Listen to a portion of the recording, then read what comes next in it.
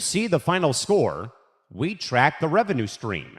Welcome to the show that treats the sports world like the multi-billion-dollar business it is. We dissect the ownership deals, the television right battles, the NIL impact, and the media figures driving the entire narrative. From Wall Street to the locker room, we follow the money and the people who control the message. Welcome to Press Row, the business of sports, right here on the Empty the Bench Network. Now, here's your hosts, Callan McClurg and Nick Morgasen.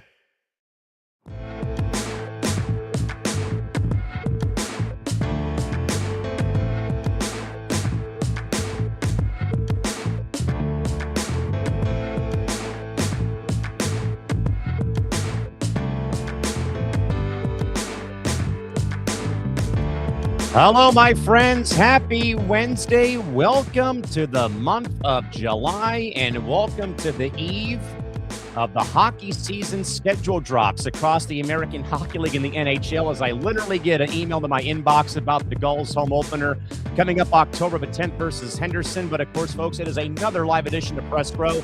He, of course, is Nick Morgasen. I'm Callan McClurg. For the next 3 hours, we cover all the big news across sports media and sports business. And Nick, we have a lot of ground to cover involving a lot of brewing scandals across the interwebs of digital media and also college basketball. Yeah, we got a busy show. Sorry, I'm trying to get our show out. But yeah, it's going to be a good show. We have a lot of gambling to discuss. Gee, what else is new in this digital age of sports media? But before we do all that, make sure you check out the show on social media at Press Row ETB across all social media platforms. Twitter, Instagram, TikTok, at Press Row ETB.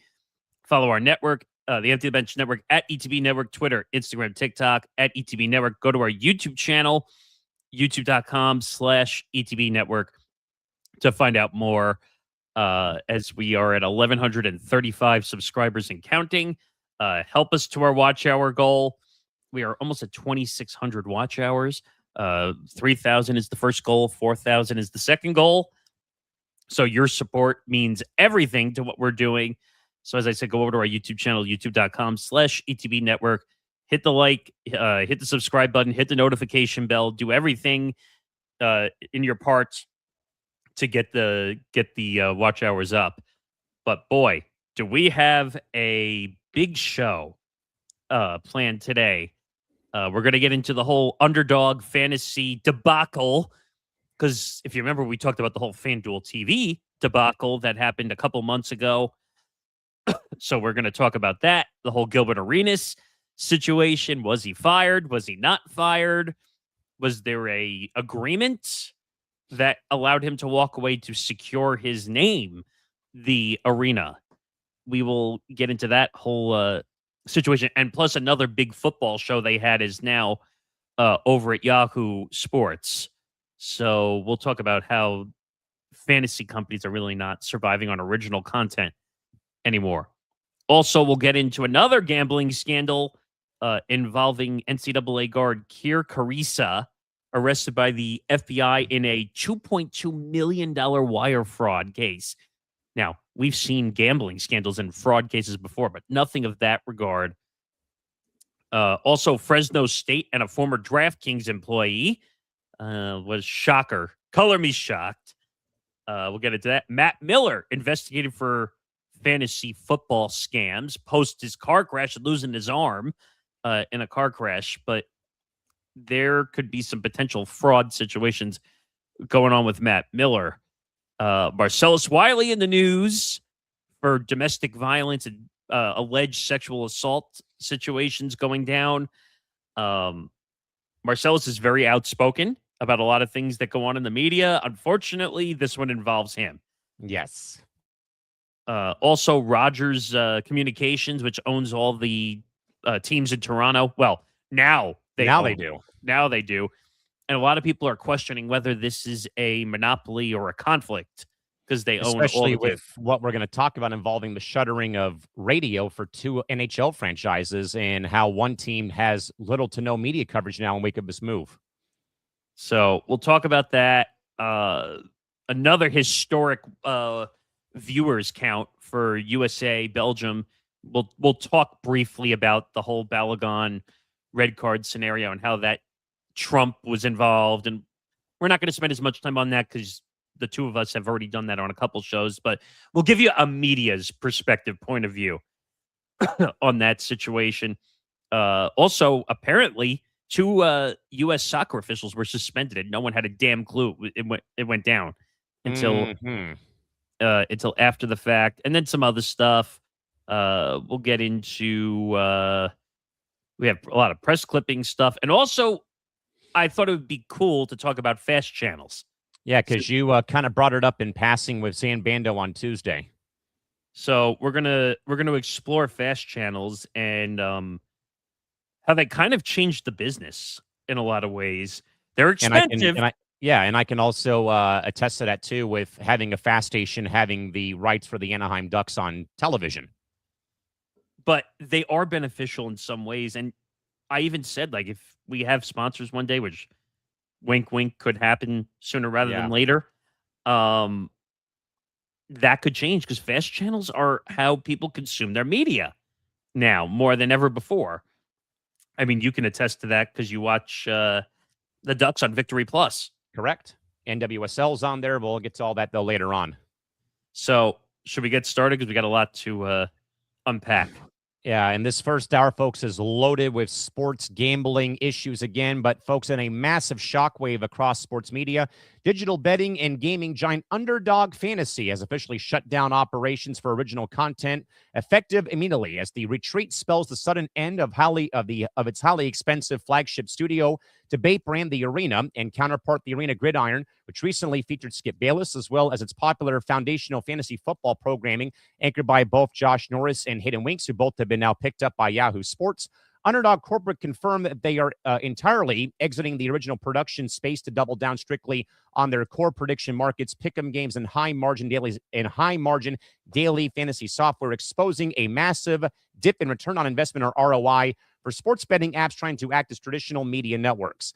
Nick, we have seen so many sportsbook operators spend hundreds of millions of dollars over the last 5 years, if not longer, to transform themselves into mini ESPN-style TV or media networks. But does Underdog completely pulling the plug, though, on massive star-driven vehicles like The Arena prove that building original content pipeline simply does not scale as a effective way to acquire actual gambling users anymore? Your thoughts? I mean, this is not surprising. I mean, look what happened to DraftKings. Look what happened to FanDuel. I mean, FanDuel TV is essentially gone because they couldn't afford all the talent. They were not getting the viewership that they needed. And I think FanDuel TV has now just basically become streaming at this point, essentially. And we've gotten to a point where it's too expensive to buy the talent. That's what originally DraftKings and FanDuel did. They bought all this talent for shitloads of money, like millions upon millions of dollars. And the way the gambling companies worked, their thought process was, oh, if we buy this talent and we put together good content, that people are just going to come by and they're going to start gambling on our platform and using the apps. I think they might have miscalculated slightly on how much money they were spending. And this led to them not profiting and actually in the red. You know, I think, Nick, that all the gambling companies who've tried, I think they learned the hard way, like you were saying, though, that it's one thing to drive business to like the DraftKings app or the FanDuel app. I think the problem for me, Nick, and it's not because of where I live. Let me put that out there right now. Though we talked about California blackjack and roulette late last night before we signed off from our post show meeting from Cranium, is that I think the problem that I think hurt these companies, Nick, the channels were usually buried deep in the channel lineup if you have cable. You know, if you didn't go right to FanDuel or DraftKings on your computer, tablet, smartphone, you know, that you were kind of shit out of luck in a way. Because I remember, Nick, that FanDuel and DraftKings had cable deals, but they were like channel 975 or channel 1050. You know, like they were buried deep, like in the music stations or all the Spanish language stations or the fringe sports networks out there, that it was difficult to find the content. Also, Nick, nor do I feel the need, though, to go to a gambling partners network to watch content like what they tried to build. Like, I mean, I applaud the effort, but something, though, I think is still just like disconnecting between the average sports fan who has been consumed by ESPN, consumed by CBS Sports, consumed by Fox and NBC for their entire life, that I think they're still not ready, I think, to make that pivot to go to a FanDuel TV or a DraftKings TV or even a Underdog Arena TV to get their sports information. Like, I know that, a lot of it, though, was geared towards football and wagering and stuff like of that nature. Again, I'm not really keen on that again because where I live, and of course I work in college athletics, as I've tried to tell people all the time for 15 years and so on and so forth. But I mean, I love the ambition, but even then, ambition sometimes can squash dreams like this. And I think that they were a little bit, if not way in over their head on this whole thing. I think like I said, they miscalculated. They said, oh, we're just going to throw millions of dollars at everybody. And they thought that because of the talent, the names, actually, let me take that back. Names, not necessarily the talent. They thought, oh, that's going to drive a brand. If they talk about DraftKings or they talk about FanDuel, they would just come by and use the app. It's not that simple. Like, no, it took years for DraftKings and FanDuel to become profitable. And you want to know what they were doing most of the time to become profitable? They're giving away free bets. Right. To make people use the apps. It's not talent. You could put on a good podcast. You don't need a gambling network. No talent. No talent.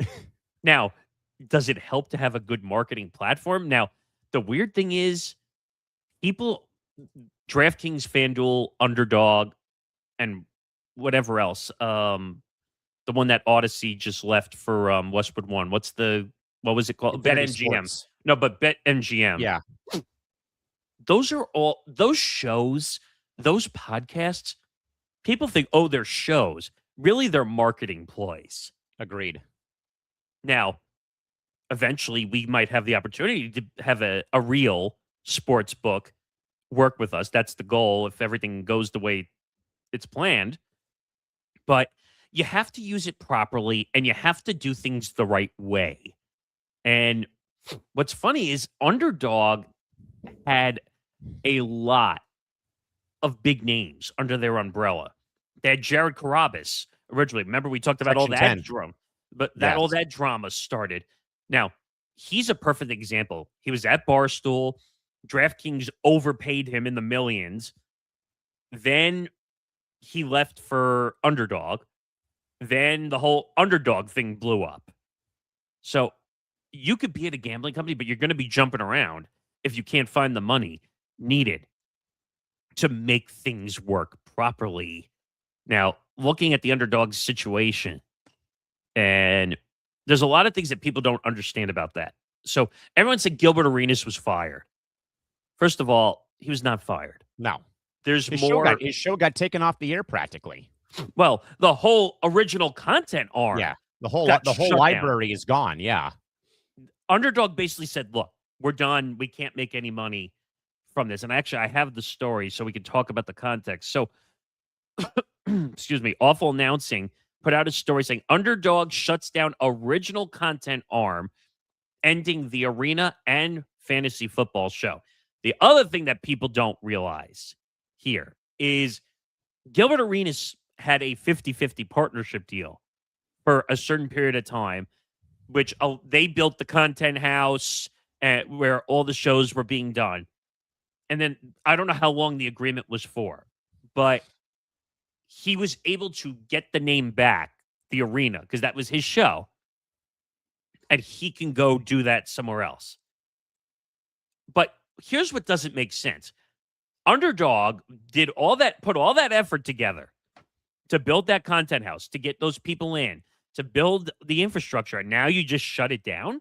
Yeah, which makes no sense.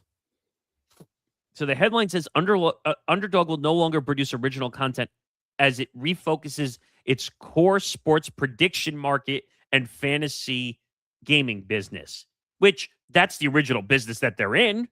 Correct. That's how they kind of got themselves like on the map, was with that. The company which popularized the form of daily fantasy that combined player lineups with prop-style bets had spent heavily on content like DraftKings, like FanDuel, like BetMGM to help market its gaming products since its launch in 2020. Underdog produced top digital shows across football, baseball, and basketball while sponsoring several others. An Underdog spokesman told Awful Announcing that the company is getting out of the original content business. So I think they're learning from the FanDuels, from the DraftKings, that they're not making money, or they're not making enough money to keep that part of the business alive. I think so. And I think that, like I said, though, I mean, I think I applaud everybody for taking the swing, like trying to launch these, channels that again, were either on cable or digitally done to, maybe give the average sports fan a different outlet away from mainstream media, like what we tried to do here on ETV, where again, we're trying to be like a different outsource of sports information and sports news and debate and what have you. Obviously, we're, doing things a little bit differently. But I really, though, wonder, though, Nick, at this rate, like, almost what's next is because I think we can follow up that two of the hosts from the fantasy football show have already gotten scooped up by Yahoo Sports. Yeah. So that fantasy football show, I just want to make sure I didn't miss anything else. Oh, before we get there. So Gilbert Arenas had left already. Just so people understand, he wasn't fired. He decided to leave. So that's very important to the story as well, just so people understand. Yep. Gilbert Arenas suddenly departed in the spring and began publicly plotting a relaunch. Arenas has said ownership of the original Gil's Arena title will transfer back to him later this summer. And last week, 3 of Arenas' former co-hosts. Now, this was awkward because remember I showed you the Nick Young video that went out.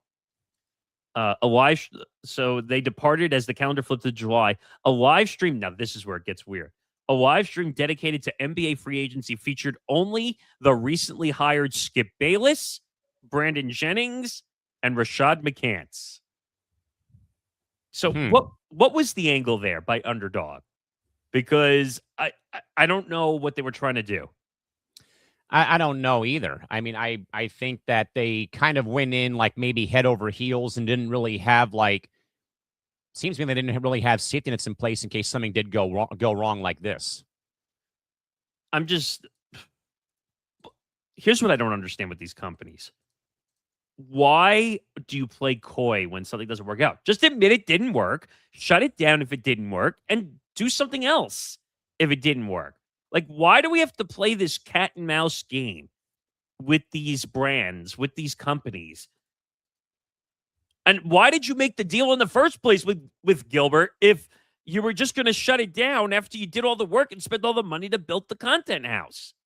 And Nick, correct me if I'm wrong, though, but while we were in our playback era, wasn't Underdog's content on playback at one point with Gilbert Arenas, or is that something separate?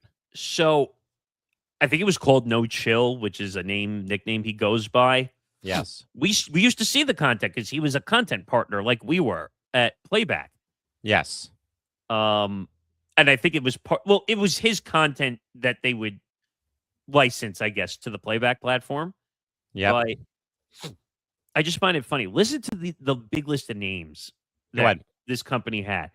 At its peak as a content company, Underdog worked with star talent like Arenas, Rasheed Wallace, Jared Carabas, and even Bill Belichick, if you remember that whole. I remember that, yes. It also hired its own NFL insider in James Palmer. I remember that vaguely, yes. And it also partnered with, if you remember this annoying brand called Snapback. Yes, they were the ones who thought about bringing playback back before ESPN reached a deal for it. Correct. Underdog even licensed the viral sensation It Is What It Is from hip-hop stars Cameron and Maze. Also, so they were spending money. Like, the last show standing were The Arena and its NFL-focused counterpart, The Arena Gridiron. That was the show that Skip Bayless was on, and right. all that stuff. And as well as fantasy football with Josh Norris and Hayden Winks, which we will get to because there's an update to that. All 3 will be shuttered effective immediately. Going forward, Underdog will double down on its core business on its app. Underdog offers prediction markets, pick'em games, and daily fantasy.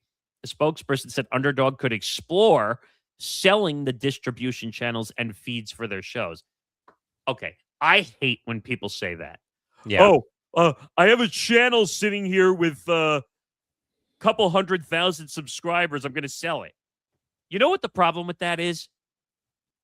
The problem is you're selling a channel that was originally distributed for a show. Correct. I don't understand why having a channel with 500,000 subscribers is great, but if it's not for the show they're going to see, they're all going to end up eventually unsubscribing from it. Of course.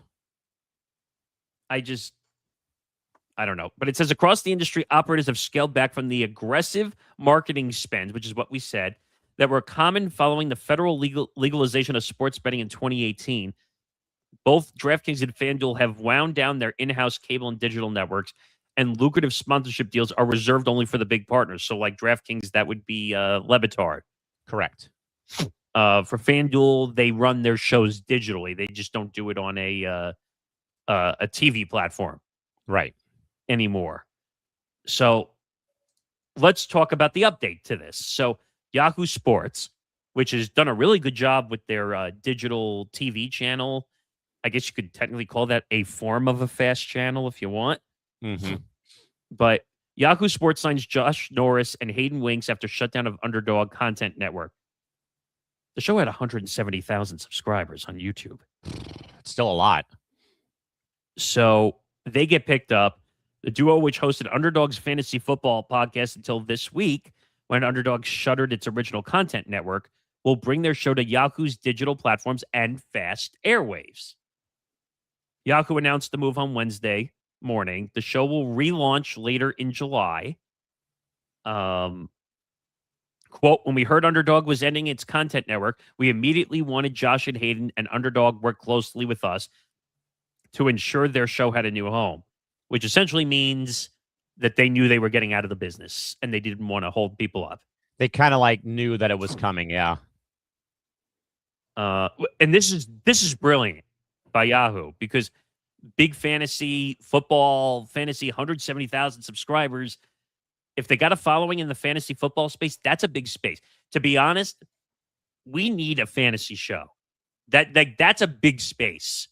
Huge space. Like, that's something I want to focus on down the road, like getting a fantasy show that can go all year round, because now football is probably the biggest one. Of course. College football doesn't really do it because there's really not a way to do it, legally at least. Hockey has it, baseball has it, NBA has it. There's plenty of avenues to have a fantasy show. But Yahoo has done a really good job ever since they launched. What is it called? Yahoo Sports TV, or what was it called? Oh, you asked me too quick. I'm looking it up right now. Oh, Yahoo Sports Network. That's what it's called. There it is. They did a really good job on that. And I thought they had launched too quick. If you remember when they did that, because they had all these big names and everything involved. They had Ariel Helwani. Correct. They had a bunch of baseball shows and NBA shows. But I have to give them credit. They did a really good job. I think they have Jason Fitz and Caroline Fenton doing a morning show. Yes, they do. I think it's 9 to 11 Eastern. Like, I've watched it. They've done a really good job preserving a digital brand. And it's kind of like how we treat like radio, like bringing a twist of radio into all the shows that we do. They did a really good job. Right. So this move makes total sense. And they added to guys like Matt Harmon, Justin Boone, Nate Tice. These are guys they already have.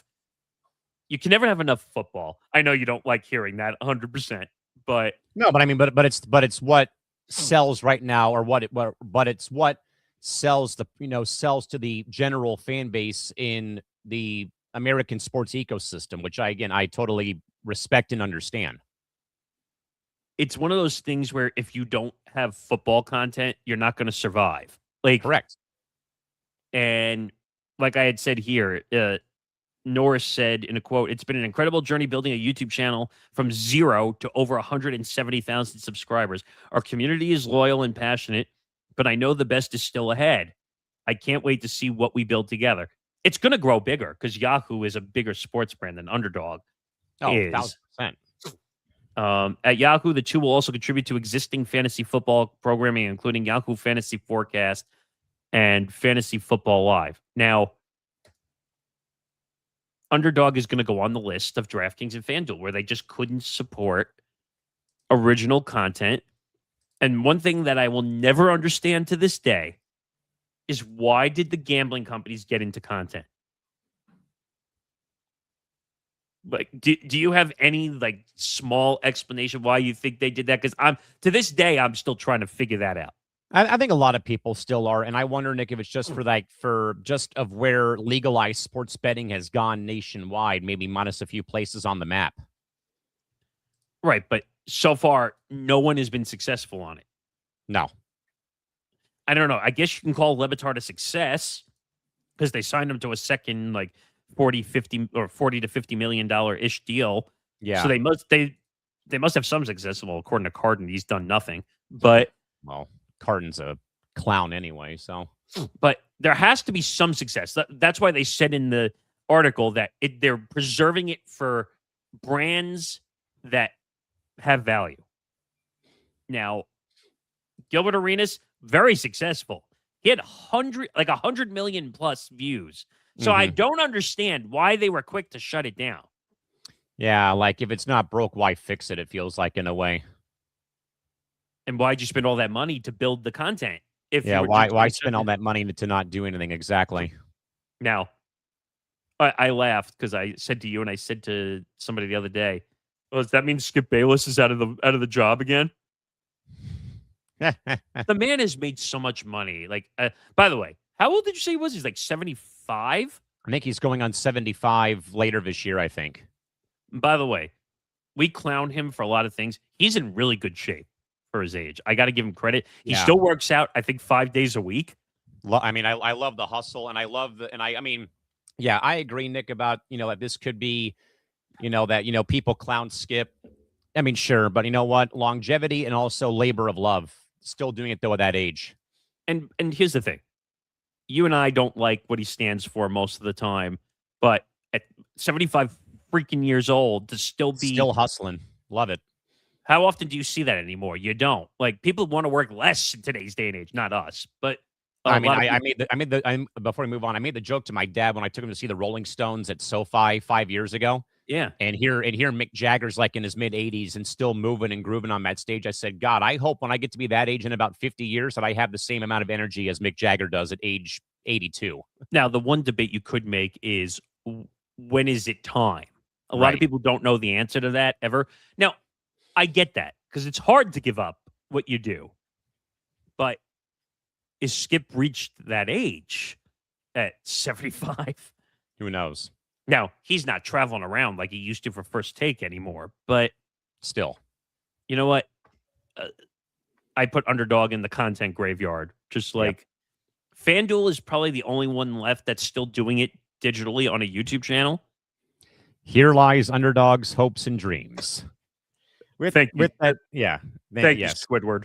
Exactly. With that, Nick, let's move on, though, from one thing to another. Holy cow, this is out of control, Nick. But now the U.S. DOJ has unsealed a stunning 5-count federal wire fraud indictment against former high-profile college basketball guard Kerr Kriisa, leading to a swift arrest by FBI agents as federal prosecutors allege that between 2022 through the end of June of this year, that the 25-year-old Estonian national ran an intricate scheme that defrauded two primary victims out of nearly $2.2 million using fake identities and also fictional crises like cancer. Shockingly, the indictment states that Mr. Kriisa routinely impersoned his own mother via electronic communications, falsely claiming she desperately needed cancer treatment and that his family was in physical danger from debt collectors to extract massive cash transfers. Nick, Kerr was a highly visible fan favorite starting guard at major programs, including Arizona, West Virginia, Kentucky, and Cincinnati, while this alleged multi-year federal fraud scheme was actively running. Nick, how, though, does a student athlete manage to move and conceal over $2 million in fraudulent wired funds completely underneath the noses of multiple high-profile university compliance departments and even the DOJ?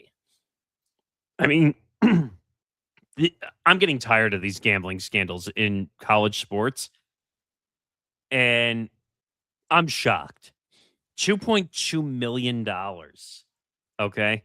And this all has to do with NIL. People are going to get mad at me. um, yeah, this is a problem. This is a problem because clown show. Yeah. $2.2 million. First of all, he should go to jail and never be let out. Lock him in the...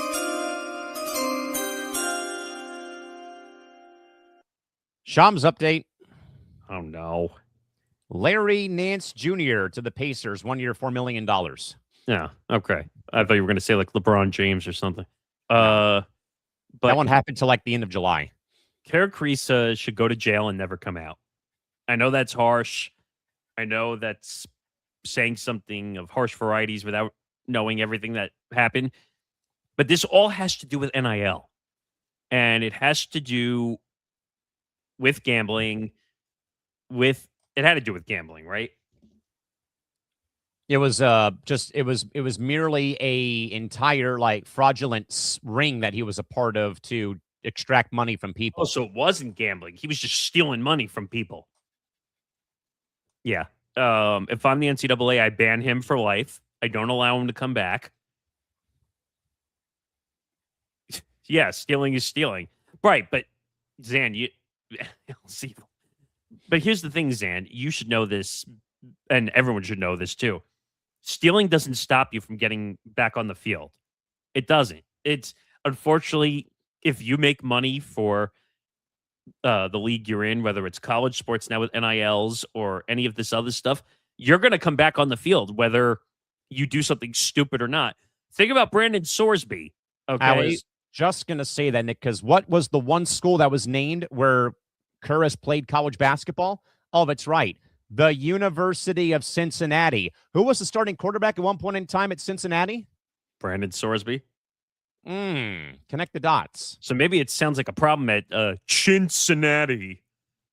When you're a moron, and you need to be treated like one. This right here is so damn true. Nick, what's been the one thing that we've heard, though, from across Congress, even from Nick Saban? We're giving kids not even legal to drink yet. We're giving 18-year-old kids millions upon millions of dollars to play a college sport before they are mature enough to know what to do and not to do with that money. Well, you already know my thoughts. I don't think NIL money should be a thing. I think that it's causing severe issues with these young athletes who are not old enough to understand what to do with the money. They don't know anything about investment. They don't know anything about maybe I should protect myself because I might not be able to play sports at some point when I come out of college. And much like a lot of people like myself, they lack financial literacy. Well, yes. Understanding, I learned from a young age, even though I'm not an athlete by any means. I like to play sports, but I'm not an athlete. I learned, now, it probably helped that my brother was a financial advisor. So, that always helps. But my parents too were also very good about saying to me, make sure you save.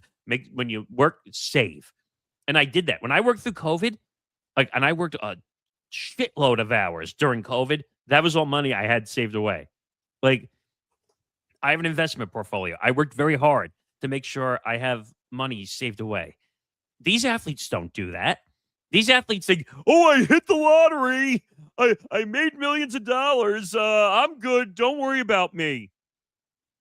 Guys, it doesn't work that way. $2 million in today's day and age, you can't live on $2 million. Now, Nick, come on. You're being a jerk. What do you mean you can't live on $2 million? You can't. You can't live on $2 million. $2 million years ago was probably rich people money back then. Right now, not so much. And remember, expenses are higher now. Insurance is higher now. Buying a house is impossible. Everything is. So you need to do everything in your power as an athlete to save that money.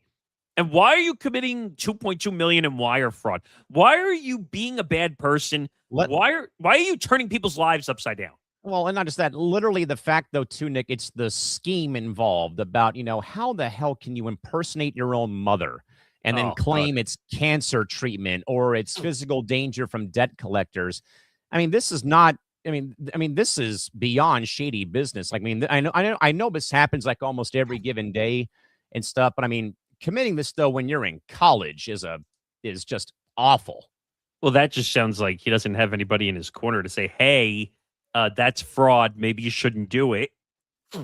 These athletes who are in the NIL level. I also think it doesn't help Nick. He's from Estonia and not from the States. That's not an excuse. I know it's not an excuse, but you got to at least think that a little bit.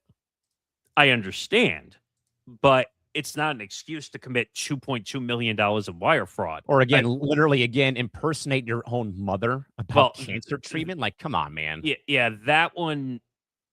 I want to know what the hell was going through his head where he said to himself, okay, I need money. Let me go impersonate my mother saying she has cancer. You can't convince me that I would trust you ever again. He should never be allowed back into college sports. And if the NCAA does what it might do and says, oh, he's worth blah, blah, blah, blah, blah, then that's an NCAA problem. Yeah, I mean, in a way, that'd be like, what kind of precedent are you setting as the NCAA if you would have allowed Brendan Sorsby to play this upcoming season? Then you have this stuff happening in college basketball where you would have let two people back into the sport that they played after committing massive money crimes in some way, betting on your own team, or in this case, you defraud people of $2 million. I mean, heck, the NCAA and Texas Tech were basically trying to say that Brandon Sorsby should be allowed to play. Yeah, like, come on, give me a break. When he broke gambling rules. I mean, that I've read several times on this network, and people still think I'm wrong.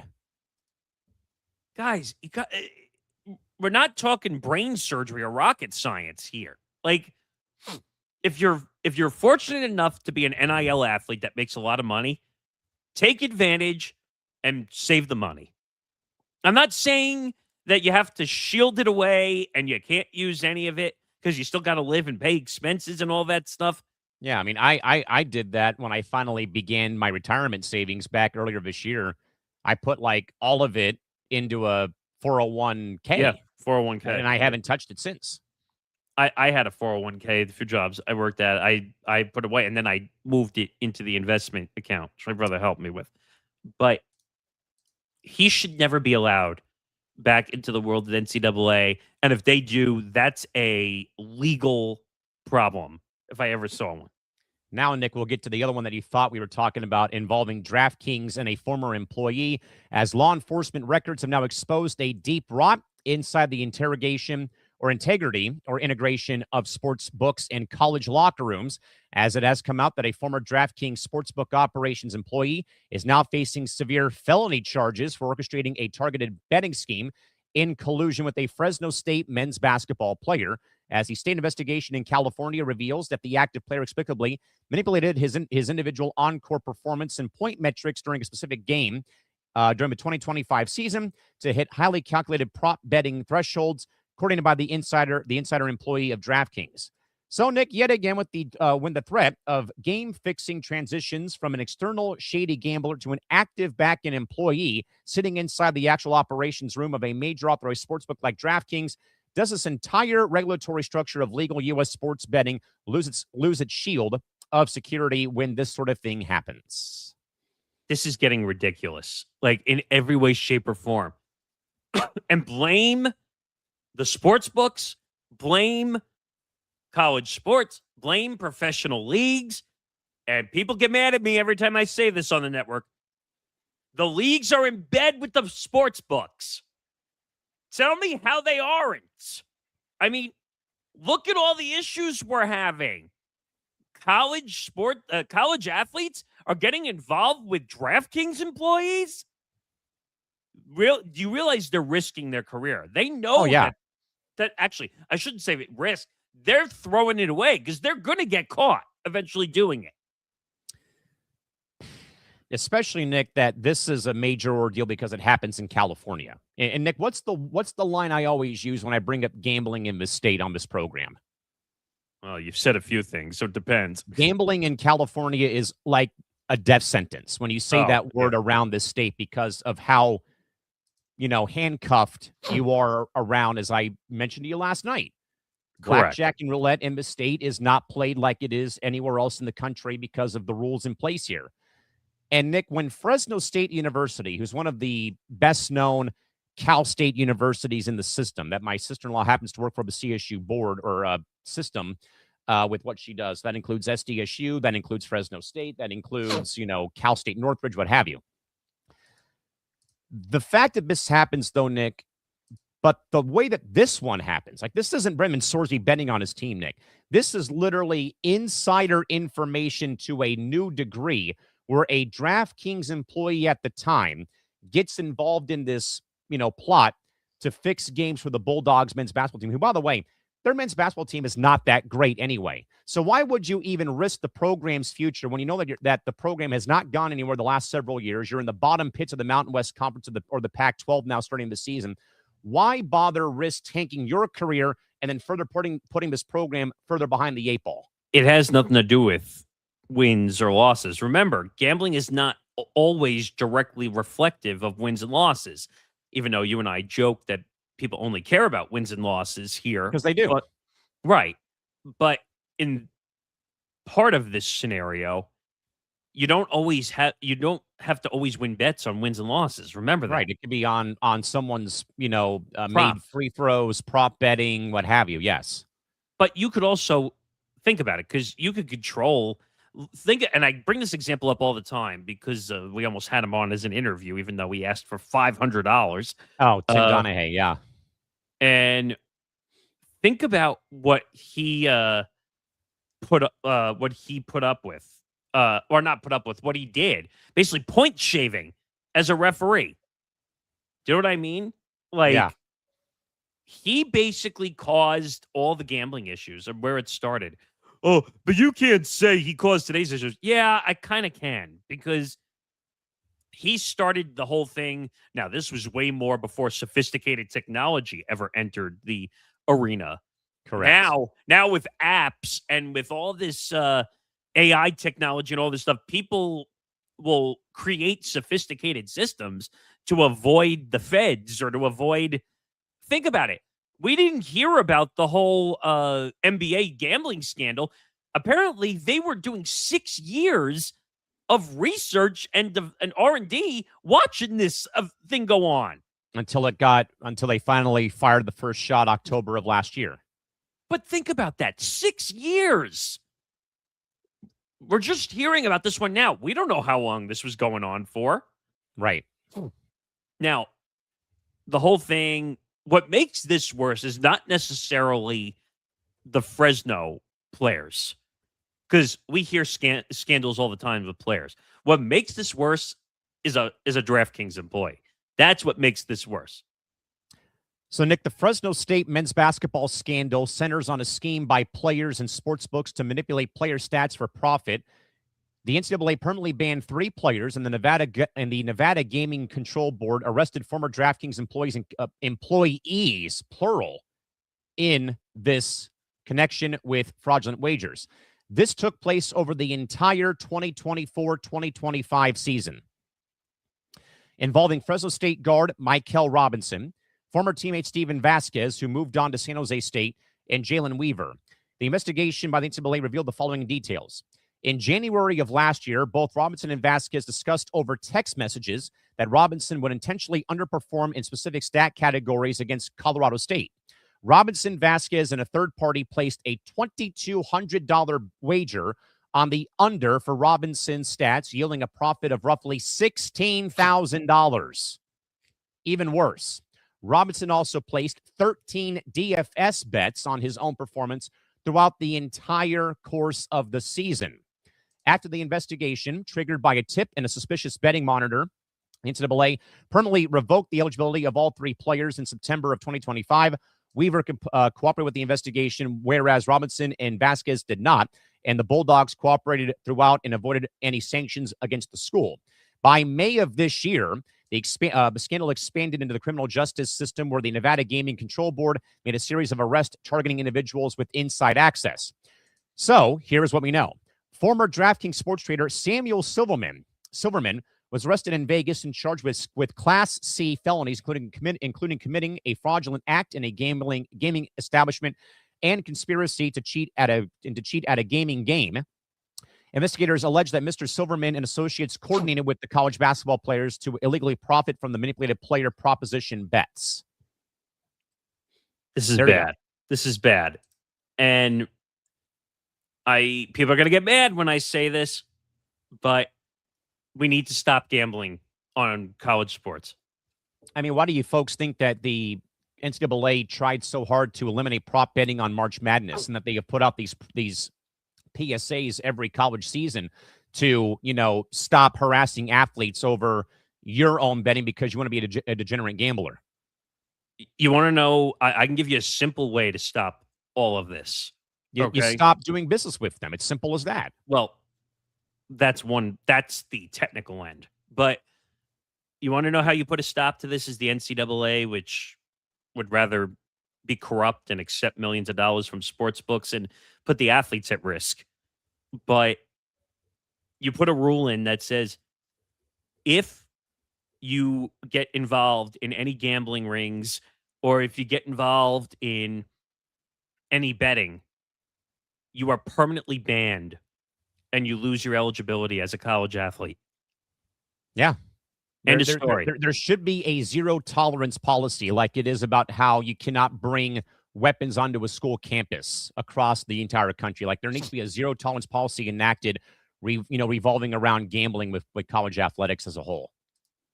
And people, and Nick D and Liam and other guys are not going to want to hear it, but I think we need to stop college props as a whole. And like in the NFL, it makes sense, because if you get caught gambling in the NFL, that's a real death sentence almost. Tell that to Calvin Ridley, exactly. Even though Calvin Ridley got a larger suspension than Deshaun Watson did, but that's a different story for another day. Or Ray Rice, but that's a different story for another day. But for college athletes, they need to put a zero tolerance in. And even though it's already in written agreements, even though how good for shit was that? Because Brandon Sorsby basically broke that rule, and they didn't do anything for like 2 years. Yeah, and again, all you have to do, folks, is read one of my latest Substacks where I wrote about, as I've long said, how Dingus over here wrote a essay in 9th grade, already seeing through when SDSU here in San Diego renames the basketball arena from the cable company to a Native American casino.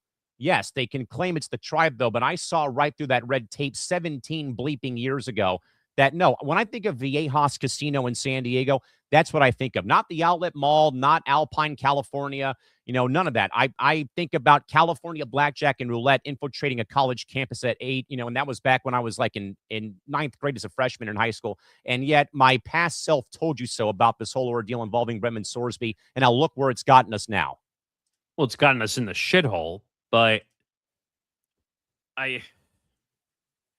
there needs to be zero tolerance. You get caught in any type of gambling, your eligibility is permanently gone, and no eligibility for reinstatement. Yeah. You want to know how fast people will stop risking their college eligibility if you tell them they can't collect NIL anymore, or if they can't be an eligible athlete? Yep. And on top of that, you really want to go a step further. It'll never happen.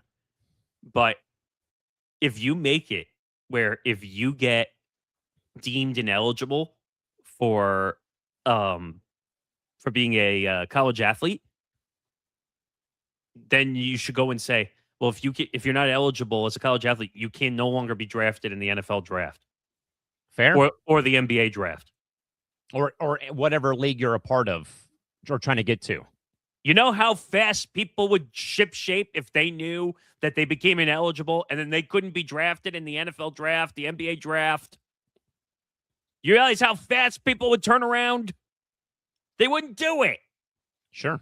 And by the way, why are you in such a rush for gambling sponsorship? Just wait till you get to the league. Something. They're going to do it there anyway. Yep. Think about all the... I already told you this. The leagues are in bed with these sponsorships, these sports books.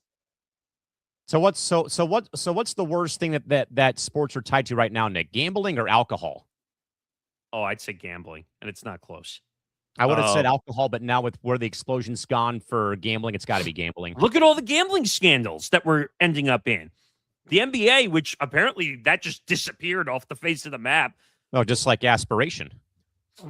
Well, the aspiration is a different issue with what's it called, to the salary cap, circumventing the salary cap. But think about the absurdity, the amount of commercials we see for DraftKings, FanDuel, Underdog, BetMGM, Price Picks, so on and so forth. It's like a giant commercial for Vegas everywhere. WFAN, which is my local station here in New York, which we're going to talk about later. I can't listen to it. Even though I wasn't the biggest listener to WFAN, I usually listen to either the local ESPN or I listen to Sirius because at least they don't run gambling commercials nonstop. I don't mind if they do a live read or two because it's part of the game. That's how they make money to stay alive as a channel.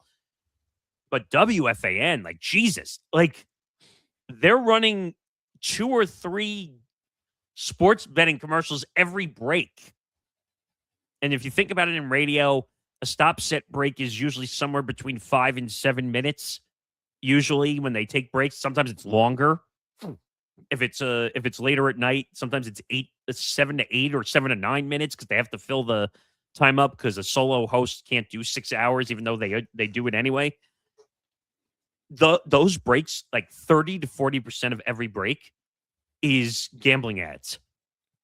And what do you think that causes? That causes addiction. That causes all the problems we have. And it's leading... I was watching the news weeks ago. They said that the average age of people picking up gambling apps is under 21 now. Like 18, 19 years old. That's not right. But it's over... I just thought of the word. They're oversaturating the market with all these gambling ads. And they think because, let's put LeBron James in a DraftKings commercial, or you said you had the Alex Morgan out there in California, which is kind of ironic because they can't even have DraftKings out there anyway. But they're putting all these athletes in sportsbook commercials. Hey, if my favorite athlete's gambling, I should come to the sportsbook and I should bet. Yeah, no. I'm okay. And now that we have our phones, you can gamble on your app 24/7. They make it so easy. You could be at the game like I'm going to be for the Padres tonight and go and make a Prize Picks lineup against Arizona, for example. Right. So they just got to stop. They got to make a 0-0-0-0 tolerance policy against college athletes. And if you get caught, your eligibility is out of luck. With that, Nick, we're going to get to the top of the hour, though, but we'll get to the last story for hour one, though, involving ESPN's Matt Miller, as internal and external inquiries are swirling now around prominent ESPN NFL draft and fantasy football analyst Matt Miller. In wake of a horrific automobile accident that initially drew widespread industry sympathy, reports, though, have surfaced that Miller is under active investigation regarding a series of highly questionable and deceptive multi-tier financial transactions, fantasy football league entries, and alleged prize pool allocation scams embedded inside high-stakes fantasy football communities he has managed. Nick, for a flagship analyst, though, representing ESPN's front-facing brand to be tied to grassroots fantasy football league financial manipulation, how damaging is the reputational fallout for Bristol's broader high-stakes fantasy and gambling programming ecosystems, where so many people, Nick, use ESPN, though, for their fantasy football leagues across the map? It's what we started to discuss last night, that this has nothing to do with ESPN. Now, that might be a little naive sounding, but at the same time, this is his issue. This was not done on ESPN property, so to speak. It was not done. Yeah, it didn't happen on ESPN's watch whatsoever. These are fantasy leagues that he was running and managing and taking fees, and I have the story here. Supposedly, like, he was giving fantasy sports like classes, and he was charging allegedly like $500 to $1,200 for some of these, and then he wasn't delivering on the he wasn't delivering on what they call the deliverables or the assets that he was supposed to be providing.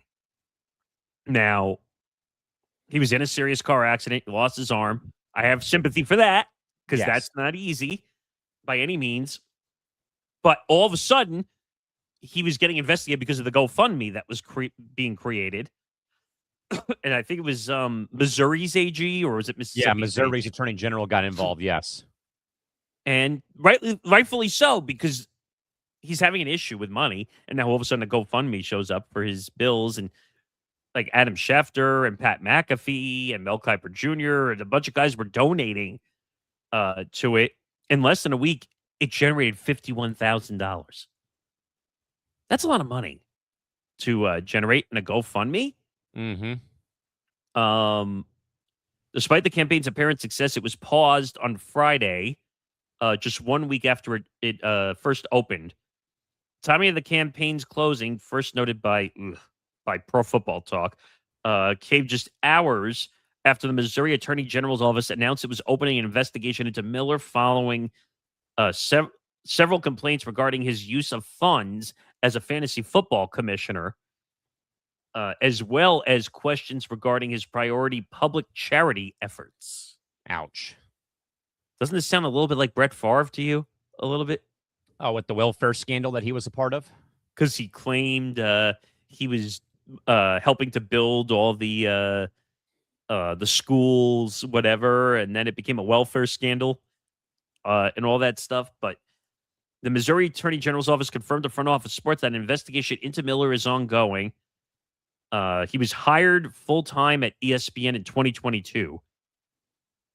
While Miller's accident and ensuing coverage shed spotlight on the claims against him, they had been circulating for nearly a month before he was involved in a life-threatening crash. Apparently, there's some Reddit threads that were involved in this too, which is where we seem to find a lot of drama happen. But in late May, a user on the Dynasty Fantasy Football subreddit posted a thread that titled "Matt Miller Leagues and Scam." In the post, the user asked if anybody else was in a fantasy league run by the ESPN analyst, who he said ghosted his own league without paying out the winner or providing any update on the charitable efforts that had been advertised during the sign-up process. Multiple users replied to the thread saying they were in similar situations in the leagues Miller had started, sharing that he learned Miller had been banned from the Sleeper fantasy football platform. Yeah. Nick, there's been a story dropped by Amanda Kristovich within the last 20 minutes on FOS. Okay. Pennsylvania's Attorney General has brought forward criminal charges against a former Bucknell University strength coach after a player died during practice 2 years ago. And they're just doing it now? Per Amanda's reporting that as of Monday, Pennsylvania's Attorney General Dave Sunday has charged former Bucknell football strength and conditioning coach Mark Kolbis on the death of former player C.J. Dickey Jr. back in 2024 during a summer workout where he had collapsed. Kolbis, who maintains his innocence, faces felony aggravated hazing charges, misdemeanor counts of involuntary manslaughter, reckless endangerment, and hazing allegations and charges. The fact that the charges are criminal makes the case rare, as multiple industry experts and attorneys tell FOS, regardless of its outcome, the case would have wide-ranging effects on the college coaching landscape, forcing more scrutiny of practice activities and coaches and their conduct. In July of 2024, Dickey, alongside other Bucknell freshman football players, suited up for their first practice led by Kolbis, who had previously spent time on coaching staffs at Dartmouth, The Ohio State, and Austin Peay University. Players were required to conduct extensive calisthenics, including more than 100 up-downs. The AG's office said activities that were done in spite of training and direction from other coaches that such exercises were not appropriate or safe for use as part of training. Dickey was required to do so even though Bucknell was aware he did have a sickle cell trait, a condition that makes extreme exercise more dangerous and for which the NCAA requires testing. Dickey was visibly struggling with the exercises and was rushed to the hospital after he had collapsed, per the AG statement, with him passing away 2 days later. Dickey's parents did bring civil action to Palm School last year, alleging negligence and wrongful death. The case is still ongoing. In the complaint, they said that the coaches should not have allowed him to engage in these activities given his condition, and the school did not have proper protections in place, including having a trainer present at the workout, which is a requirement by the NCAA, and even an EAP as well. Wow. Damn. I mean, there's not much to really say until they go through the process, but if there was no trainer involved, that is a major, because at every practice, and I can vouch for this, believe it or not, folks, I work in college athletics, so spare me the BS. Every practice and every game, well, games are one thing, but every practice, there has to be a trainer on site in case something does happen. Yeah. Wow. But just to finish this story quickly. So apparently he was banned from Sleeper because of some of the practices that he was doing. Another quote came out and said, they confirmed he's a known scammer and is banned from the platform. Sleeper did not immediately respond to a message from FOS seeking to confirm whether Miller had been banned. The crash happened on June 17th, where he was involved in a serious car crash in Missouri. The accident occurred when Miller's 2023 Bronco crossed the center line and struck a semi-tractor trailer. How is he still alive? No? I mean, I guess losing the arm is one thing. No, but I'm saying, like, a Bronco versus a tractor trailer? I'm taking the tractor trailer in twice on Sunday. Right. If he's a scammer, then he's a scammer. Now, I don't wish that type of injury on anybody. Let me be very clear absolutely about that. not. No way. I mean, come on, losing your arm in a crash is crazy. But if he's a scammer, he's a scammer. Like, yeah, he needs to be investigated and figured out. Now, apparently they said the way that the money was coming in was a little suspicious, also on the GoFundMe. 2 days after his initial post, Miller replied to it with a link to a GoFundMe account that had been set up by his sister-in-law. Soon after, the responses were filled with claims about his missed payouts in fantasy football leagues, including links to the aforementioned Reddit thread. In addition to comments about Miller's behavior as a fantasy football commissioner, others replied by noting that the initial goal of $10,000 on the GoFundMe page had been repeatedly raised from $10,000 to $16,000 to $30,000 to $55,000. So they kept raising the goal after people were donating, it sounds like. Yeah, and it says, over the course of ensuing weekends, comments, complaints, and jokes about Miller's behavioral spread throughout social media when he returned to X on June 29th to post about his 43rd birthday and reflect on his recent injuries. Now, apparently, like, the ice bucket challenge was going around and all this other stuff for Chris Johnson, and now, like, they're talking about all this other stuff. I don't know what to believe anymore at this point, but if this is true, ESPN's got to fire him. Oh, yeah. Because if he's scamming people on the side, ESPN is also in the fantasy business. Yeah, I think they're the number one ranked ESPN or like the number one used fantasy football site, I think, across all the platforms that do it. Them and Yahoo. Yeah. Oh, yeah, because I played both at one point. Yeah. So he's going to get fired if this is confirmed. Trust me, I feel bad for him that he got hurt and he lost his arm. But, like, if you're a scam artist, you're a scam artist. It's as simple as that. With that, Nick, we'll get to the ETB weekly update as so much is going on over the course of the next couple of days and also for the course of the weekend.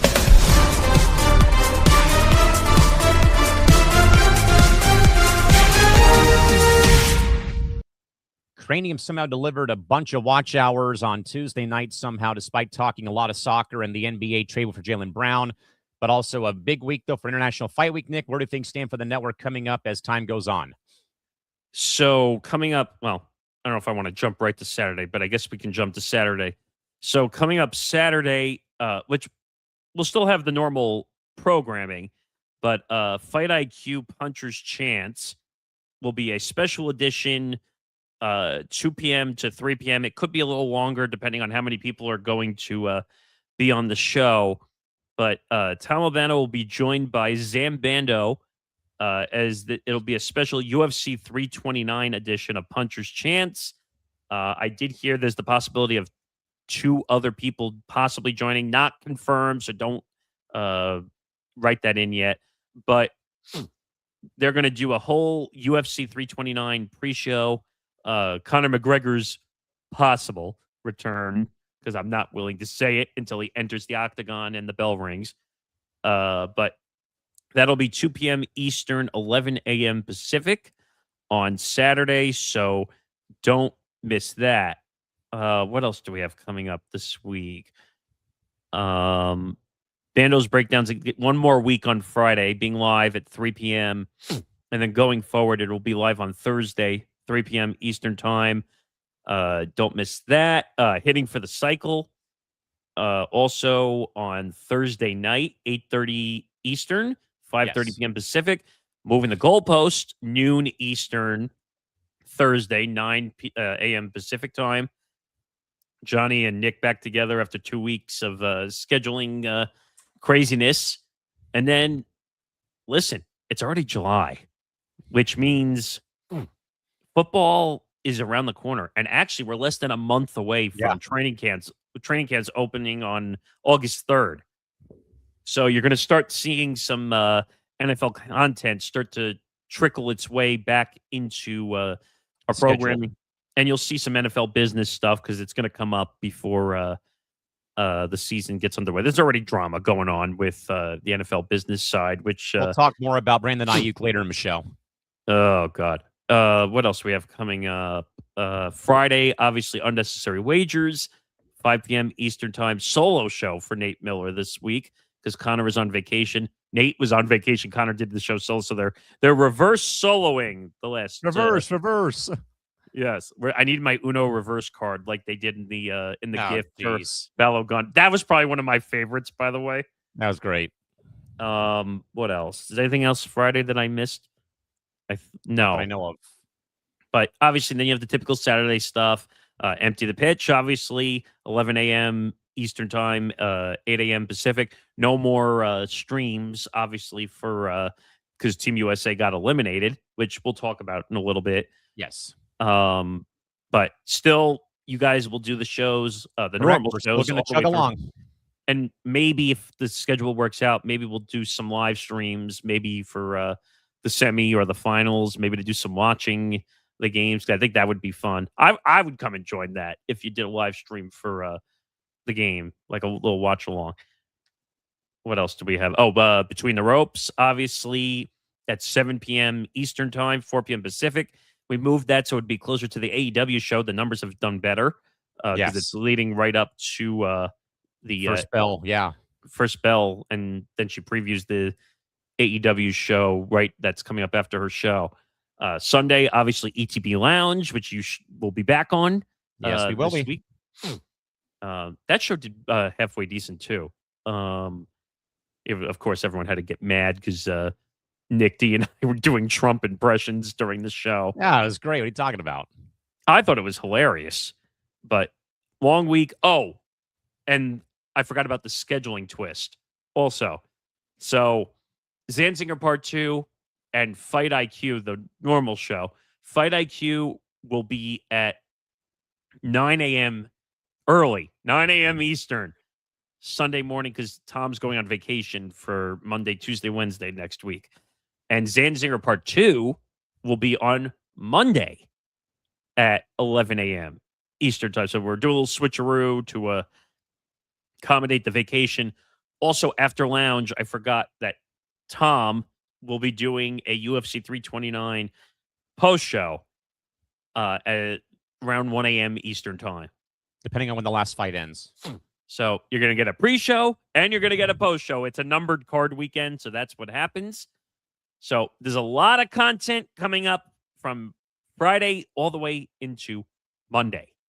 So don't miss it. Subscribe to our YouTube channel. youtube.com/ETB Network. Hit the like button, hit the notification bell. That way you can get alerts for everything that we are doing as we continue to work on some other stuff. You and I are working on a little project, which I think is going to come Monday, right? I believe that is correct, yes. I mean, we could talk about that for a minute. So what was the name of the show? Now I'm forgetting. And the Content Dungeon. Yes. So this is something we talked about when we were doing playback way back. How long ago was that now? Jesus. April last year. Doesn't feel like it either. But yeah, Callan and I are going to be doing a show called The Content Dungeon on Monday nights. Eventually when Nate moves Give and Takes to Tuesday night once the NFL season. And it's going to be permanent on Tuesday once it moves to the football season. But if you like Insider, I love like listening to people behind the scenes talk about how the what's that dumb say when the sausage is being made? Mm-hmm. Well, guess what? You're getting an insider information show for the network. The Content Dungeon is a medieval times themed show where you're going to get to hear about all the drama within reason that goes on behind the network and some of the new ideas and stuff we're working on and all the scheduling snafus that we go through.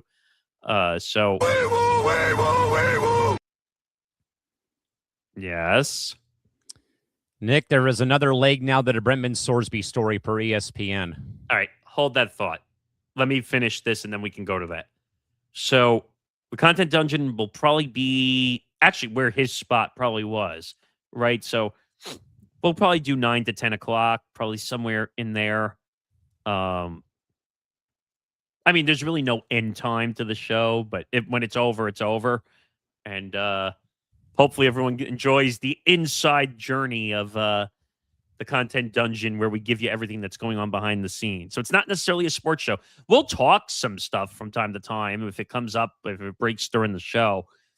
But this is getting to know what happens at the network. And we'll try to have some people on, too, to talk about their journeys and some ideas maybe they have that we can discuss, too. So don't miss the Content Dungeon. I think it'll be 9 p.m. Eastern every Monday once Nate moves to Tuesday.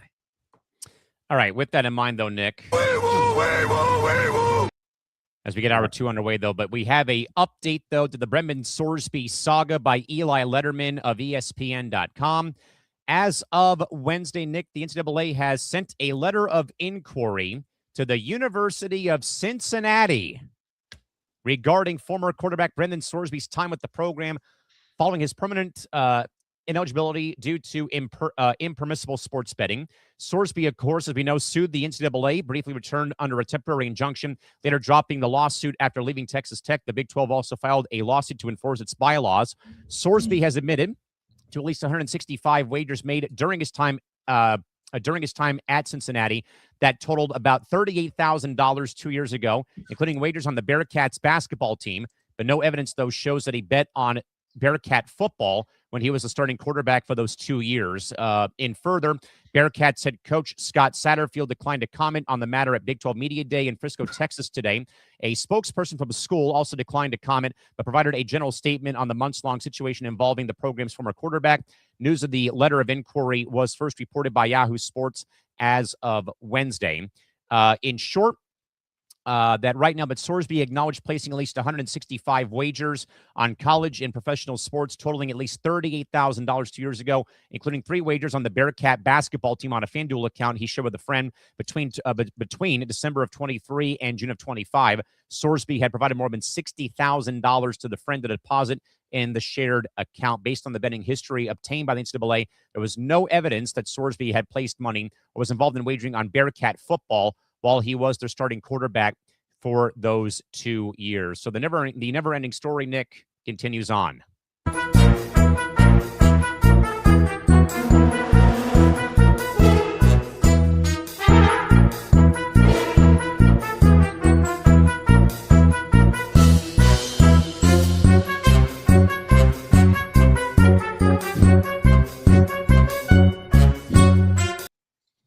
I mean, what else is new?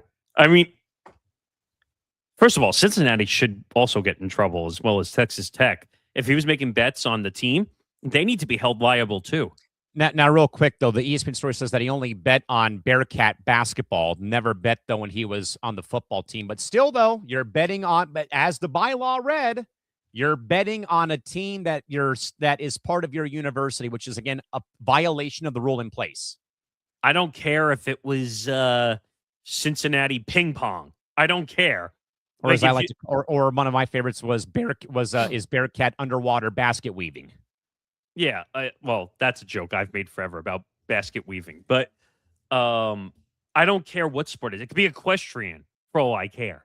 It doesn't matter. You can't bet on your own college, university. You can't do it. It's not allowed. For everybody on this goddamn network that says he should be given another opportunity, read the bylaws.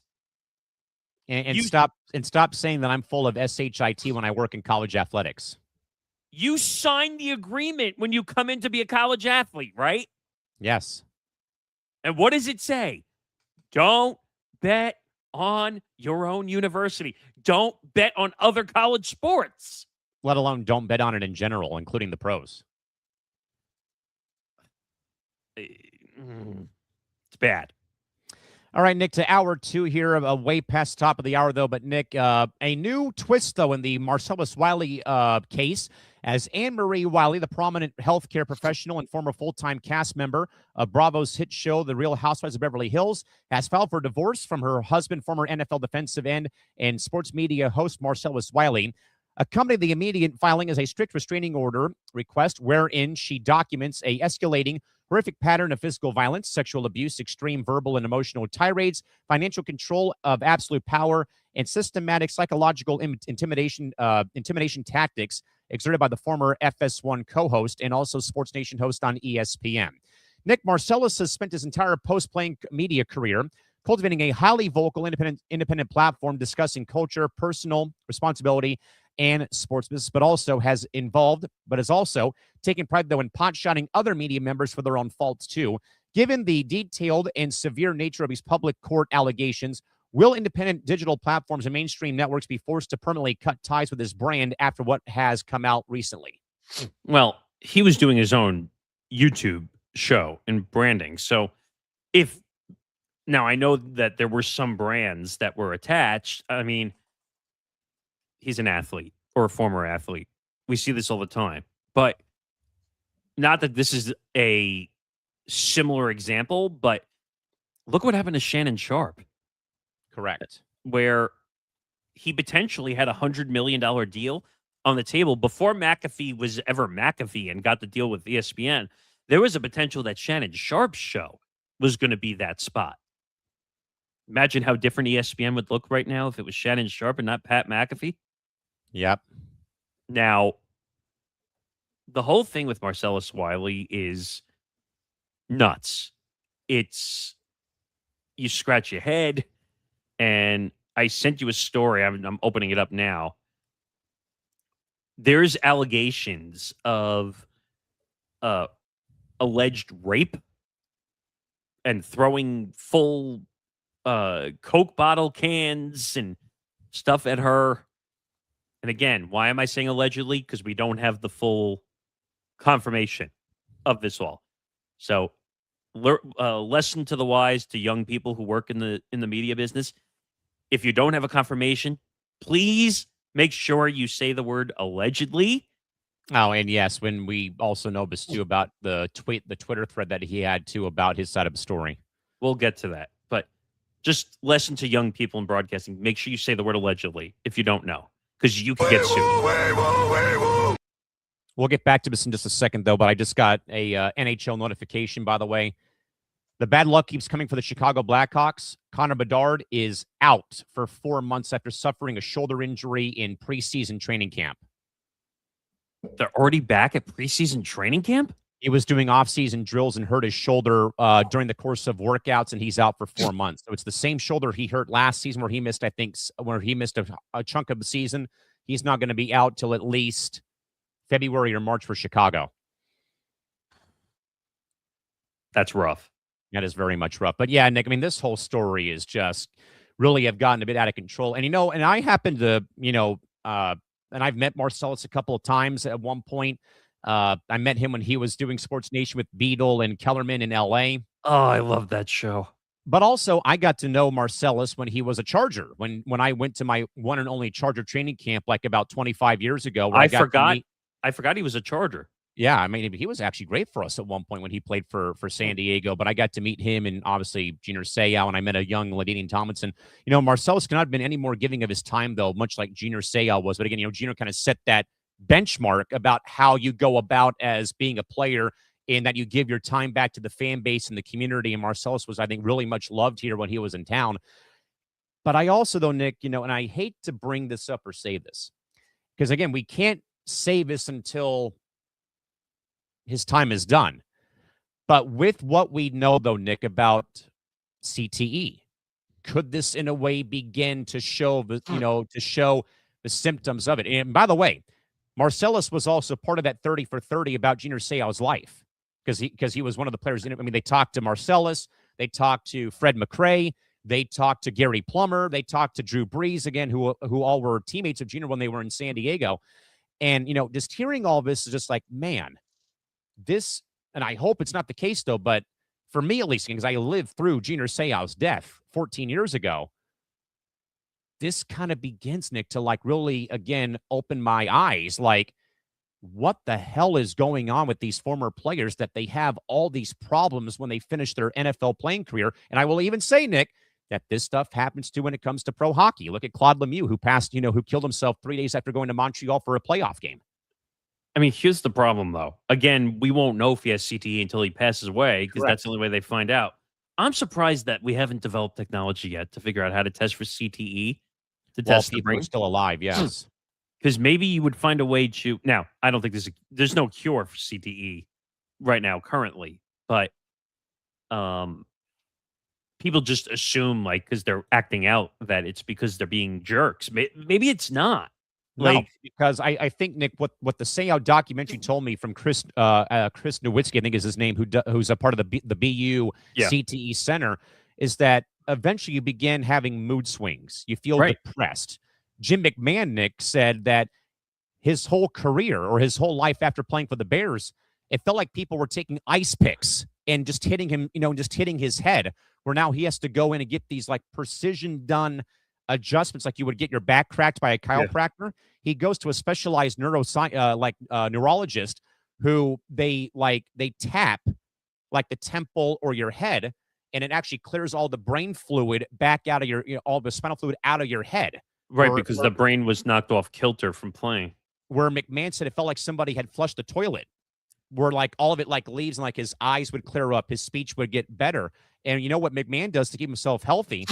He does jigsaw puzzles because it helps with brain stimulation. So again, I don't want to jump over that goal line yet about this being a thing, though, but just the pattern, Nick, that we've had, though, involving former players like Seau, like other players who have, died young from their NFL playing days, like Dave Duerson. I think he was even mentioned to Jim McMahon, Mac, I hate waking up in the morning feeling great, and then I can't find the school to pick up my kids when I go to school, or I can't do this and I can't do that because of just the debilitating headaches that you develop over your time, though. And I think that Gina Seau, who was Junior's ex-wife, said, like, this was like 20 years of head-on car crashes that these guys have gone through over the course of their careers, Nick. And again, I don't want to jump further over the line here, but one has to wonder that it's not always about like, I'm a former athlete, I can be a jerk, in a jerk off. What if it is, though, like, in a way, these small details that begin to show the CTE symptoms while they are, in fact, still breathing and alive? I know it's a lot to digest, but your thoughts. It's an interesting thought. I mean, I have the timeline, so maybe if we look through the timeline, we can figure this out. But I want to point out one thing. Just Anne-Marie Wiley, former full cast member of Bravo's The Real Housewives of Beverly Hills, filed for divorce from Marcellus and requested a restraining order accusing the former NFL defensive end of continuing an escalating pattern of physical violence, sexual abuse, verbal and emotional abuse, financial control, and intimidation. Now, you're saying that the CTE and all that stuff causes mood swings. Now, Mood swings, depression, But- violent outbursts like this. but let me be very clear. That's no excuse for sexual No, abuse. I'm or not. physical violence. I'm not excusing it whatsoever. Right. But No, it's I just didn't- like I didn't say you were. telltale, Yeah. like signs beginning to pop up on the radar. No. And I wasn't saying you were, but I'm saying like Yeah. there could be mood swings, all that stuff there, but there's no excuse for sexual abuse or physical violence. The filing submitted in Los Angeles court on or before July 6th details multiple specific incidents spanning more than a decade. Emery Wiley stated in her declaration that trauma from the events has created gaps in her memory, noting she was blocked out much of what Marcellus has done. According to the court documents, in 2012, early in their relationship, Marcellus raped her while intoxicated and attempted to sleep with two of her friends. Oh, That was in 2012. 2014, he punched her in the face, causing a black eye. 2019, first of all, after the two incidents in 2012 and 2014, why didn't you leave? Why would you not move on there and not wait till now? 2019, while she was 9 months pregnant, he threw a bottle of Coca-Cola at her head. August 2025. Okay, why are we still together at this point? It's almost a year ago to the day. He struck her in the face with his shoes. What kind of weird shit is that? And then January 2026, he dragged her out of the bed, berated her, and hit her on the head. She alleged he then raped her while telling her she was his property and that she, quote, had to do what he said. She claimed he raped her a second time that same day and again 2 days later. What? Financial allegations include claims that Marcellus borrowed $100,000 from her that has not been repaid and ran up her credit card bill to $100,000. What? Emery Wiley expressed fear for her life and requested a restraining order requiring Marcellus to stay at least 100 yards away from her. She's seeking primary physical custody of the couple's 3 children, spousal support, and exclusive use of the family's Los Angeles home. The date of separation is listed as to be determined.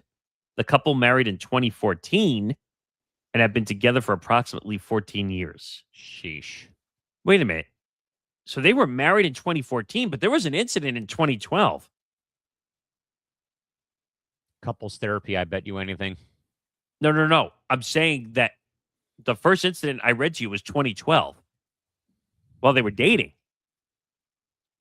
That early in their relationship, apparently 2 years before they got married, Marcellus raped her while intoxicated and attempted to sleep with two of her friends, allegedly. What?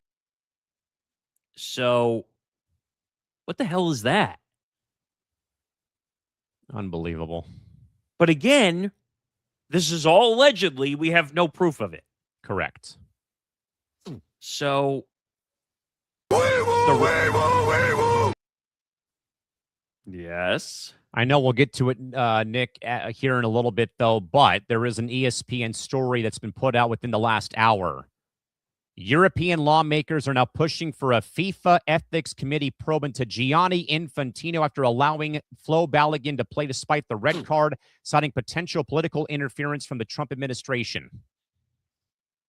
Oh, I have plenty of thoughts about that. We'll get back to that. But Never ends. the recent arrest, though, from Marcellus, July 4th. The incident at the World Marriott Resort in Orlando, Florida, where the family was staying during a youth basketball tournament involving their children. Oh, my goodness gracious, man.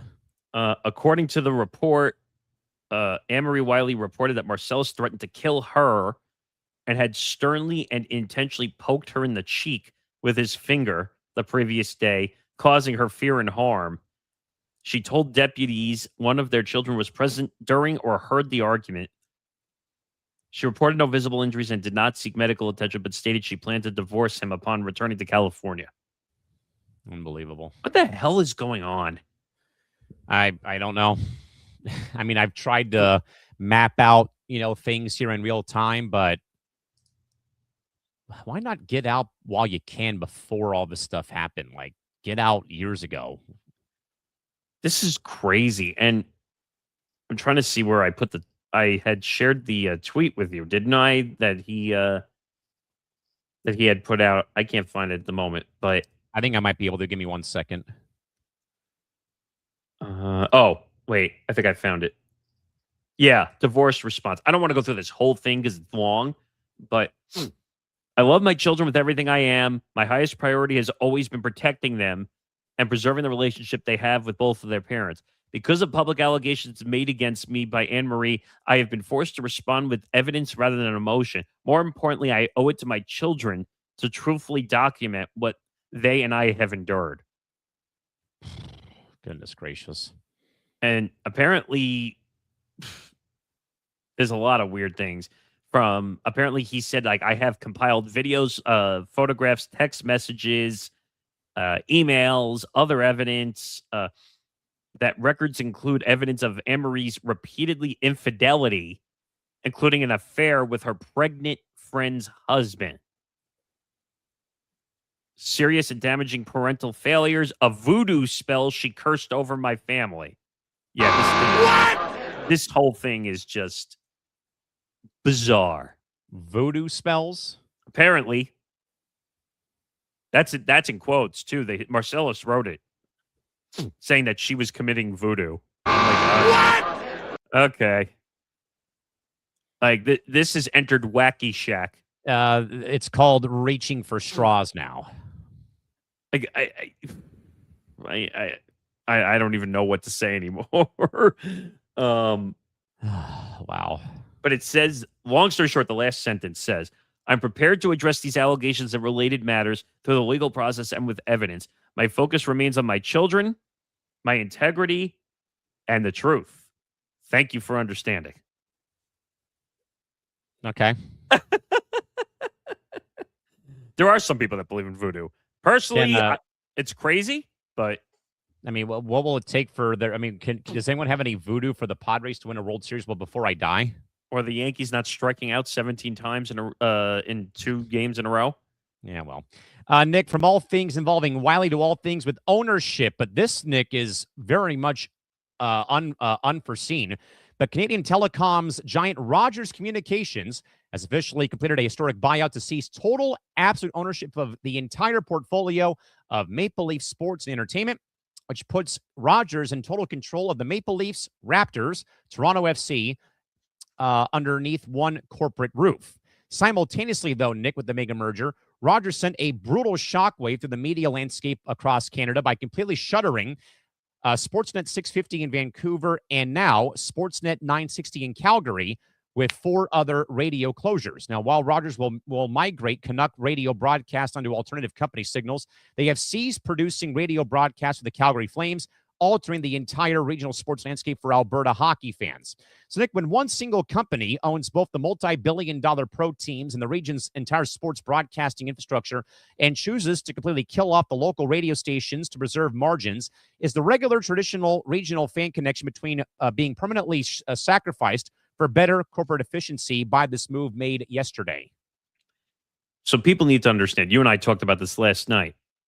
Radio is dead. It's declining. What you might see is some digital aspects come out of this. Now, I feel bad for Calgary because I think you had said last night they're not going to have radio. They don't have someone from the Athletic. They have no radio.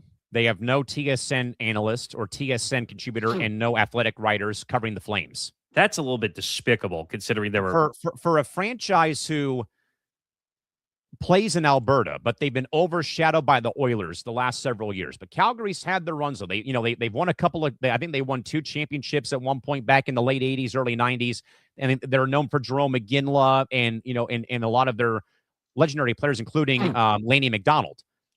How can you not, especially Nick in Canada? How freaking team in Canada playing hockey? How can you not have hockey, the lifeblood of this nation, not on the radio, not in the Athletic, not on TSN in this marketplace because of a merger. Well, I told you part of what I thought the reason might be, which is unfortunately, now that everything is kind of melding together into national coverage, unfortunately, certain teams are going to get bashed to the bottom. Unfortunately, when it comes to national media coverage. By the way, I just wanted to clarify, I misspoke. The Flames won one Stanley Cup back in 89-90. I thought they won 2. They won 1. Okay. Yeah, unfortunately, with national coverage, all the teams that are at the top are going to gain the most traction and most attention. Now, it's not fair to someone who wants to listen to the game, but this is the same issue we're having in the NBA right now, technically, where everything is becoming national. Like less and less local stuff is happening. By the way, I was going to point out too, Nick, because the Ducks went through this too. We'll talk about them a bit later, though, when it comes to fast channels. But the Ducks, the Sharks, and even the Kings at one point, even the Athletics, Nick, they got off regular radio and they've gone to TuneIn or their own audio cast on the team app or on iHeartMedia, whatever. Or they're creating their own channel. Or they're creating, like the Ducks did that. The Sharks have done that.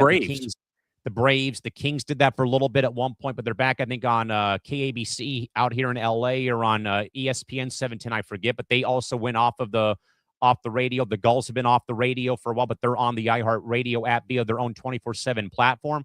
So that shouldn't be too hard for the Flames, though. But I still, though, losing that radio audience, though, in Calgary, yikes.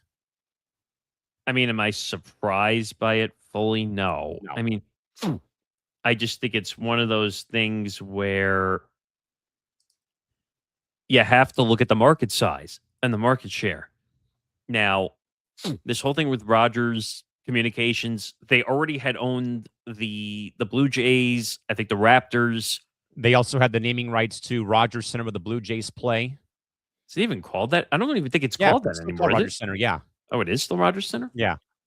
It's been Rogers Center since I was a kid, it feels like. Well, I remember when it was the Sky Dome. Well, I was going to say the Sky Dome too, but people are going to start to question because now Rogers Communications is going to have the Raptors, the Leafs, the Toronto Blue FC. Jays. Like now it becomes like, is it a monopoly situation? And they also have the Argonauts of the CFL too.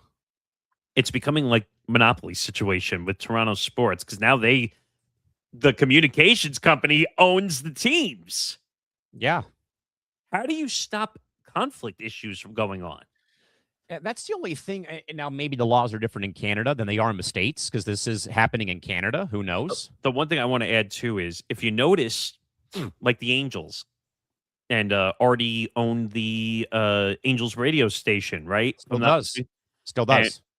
And I think he owned part of the TV also, if I'm not mistaken.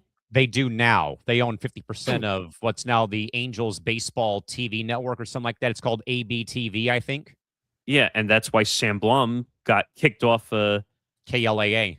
Because, sorry, I talked bad about your team. Only positive things about my team. Daniel Snyder, when he owned the Commanders, he owned the ESPN local station, I think, down there. What was it 970 or whatever it was down there? Correct. So basically, he would tell them, don't talk bad about my team. And I'm like, it's a sports talk station. There's no bias allowed. No. Even though it happens, and we know it happens, but everybody owns something. Now, it's kind of unprecedented. Like if you look at New York, that's actually not the case.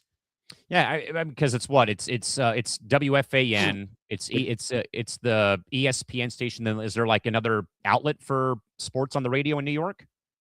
Well, technically, what used to be 880, which was WCBS, the old news station that went off air, the Mets had their agreement kept. So it's technically an ESPN affiliate now. But because the Mets had that deal, the Mets air on that station where ESPN does the programming because of the, or what do they call that? The FLA agreement or whatever they call it to keep them on there. I don't know. I just don't like the fact. I think it's a conflict of interest when the media or the media conglomerate where the team is owns the team. Because you control the narrative about your team. Oh, you said something about my team? Oh, you're fired. Yeah. Sam Blum, and I'd love to talk to Sam Blum one day to understand what really went down there. Because Artie is soft and insensitive. I mean, you say bad things about the team. That's every day. Your fans are revolting against you. And I will have a Substack about that probably this week because I got to go to Angel Stadium on Sunday for a bit of a work event with a few friends of mine who are Red Sox fans, and we were in the upper level and kind of got a firsthand perspective about where it's gone. I mean, I love the ballpark. I love the team still and whatnot, but it was a very much like, real eye-opener, Nick, about how that team has kind of faltered over the last several years and whatnot. And I sent you the whole list that I'm already of things that's going to be in the article, in that Substack, Nick, and it's just harrowing about what I saw on Sunday. Yeah, they need to do something there. What do we got? You're going to find this very interesting, what I just found. It involves the WNBA. Oh, boy. So this is from Representative August Pfluger, who is a former U.S. Air Force colonial, but he's also the congressman for the 11th District of Texas. And there's a document signed here with a bunch of signatures on it. Oh, boy.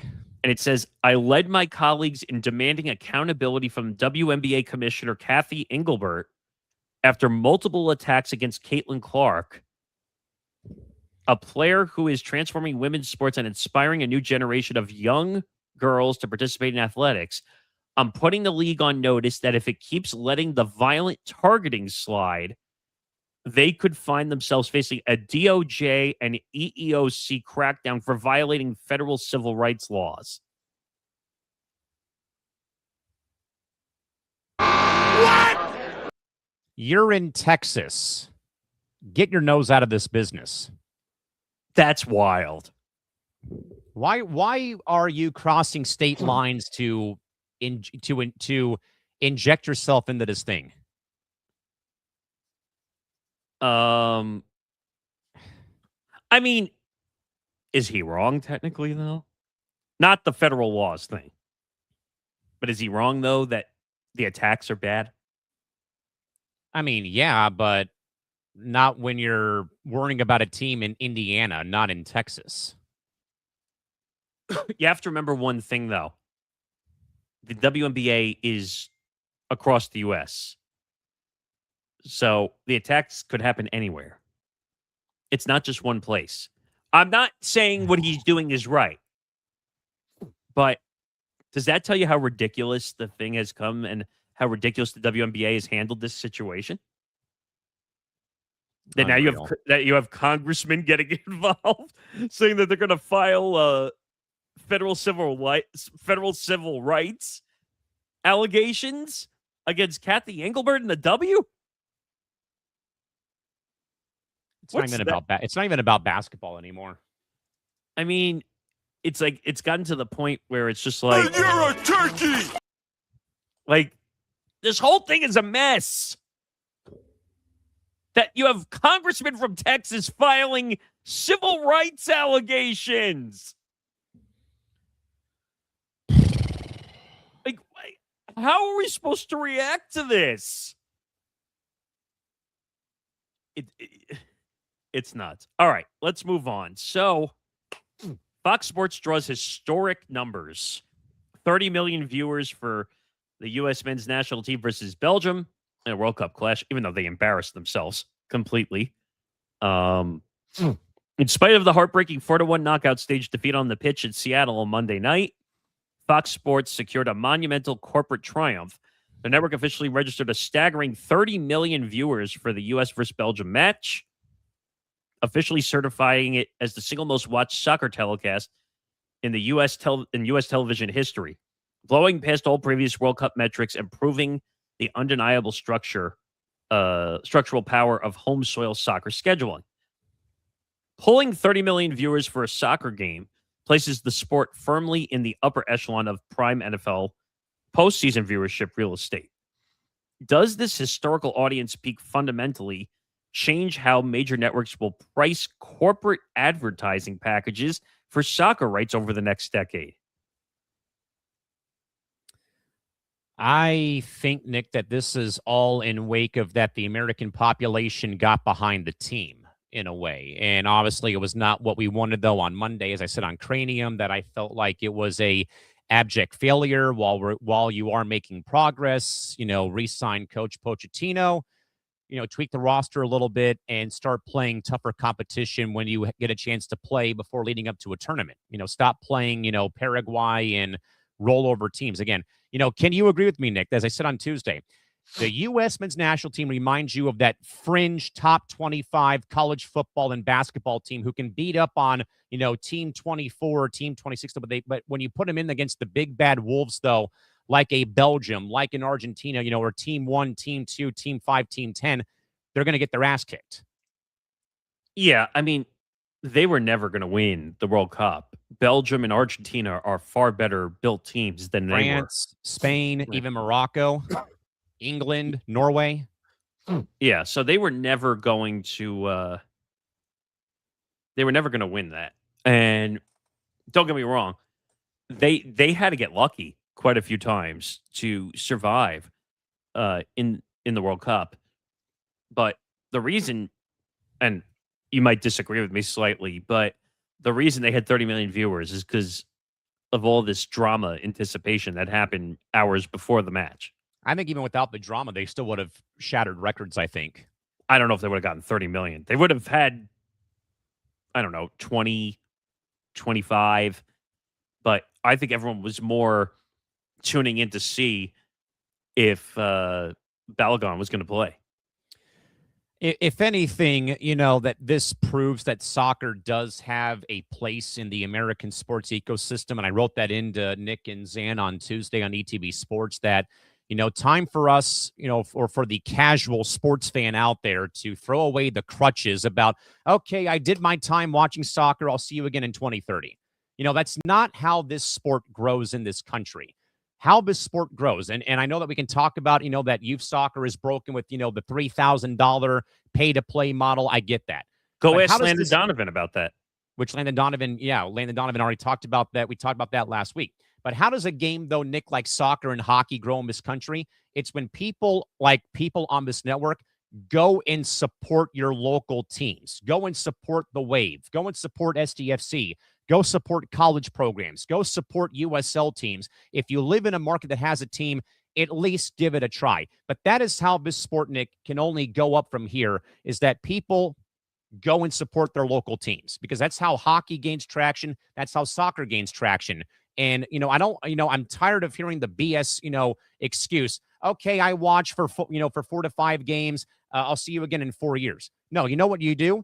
You follow these guys over the course of the remainder of the, you don't stop watching the tournament. Just because we're out, that does mean that you stop watching the tournament. Now, yes, will business slow, across the country because Team USA's out? Sure.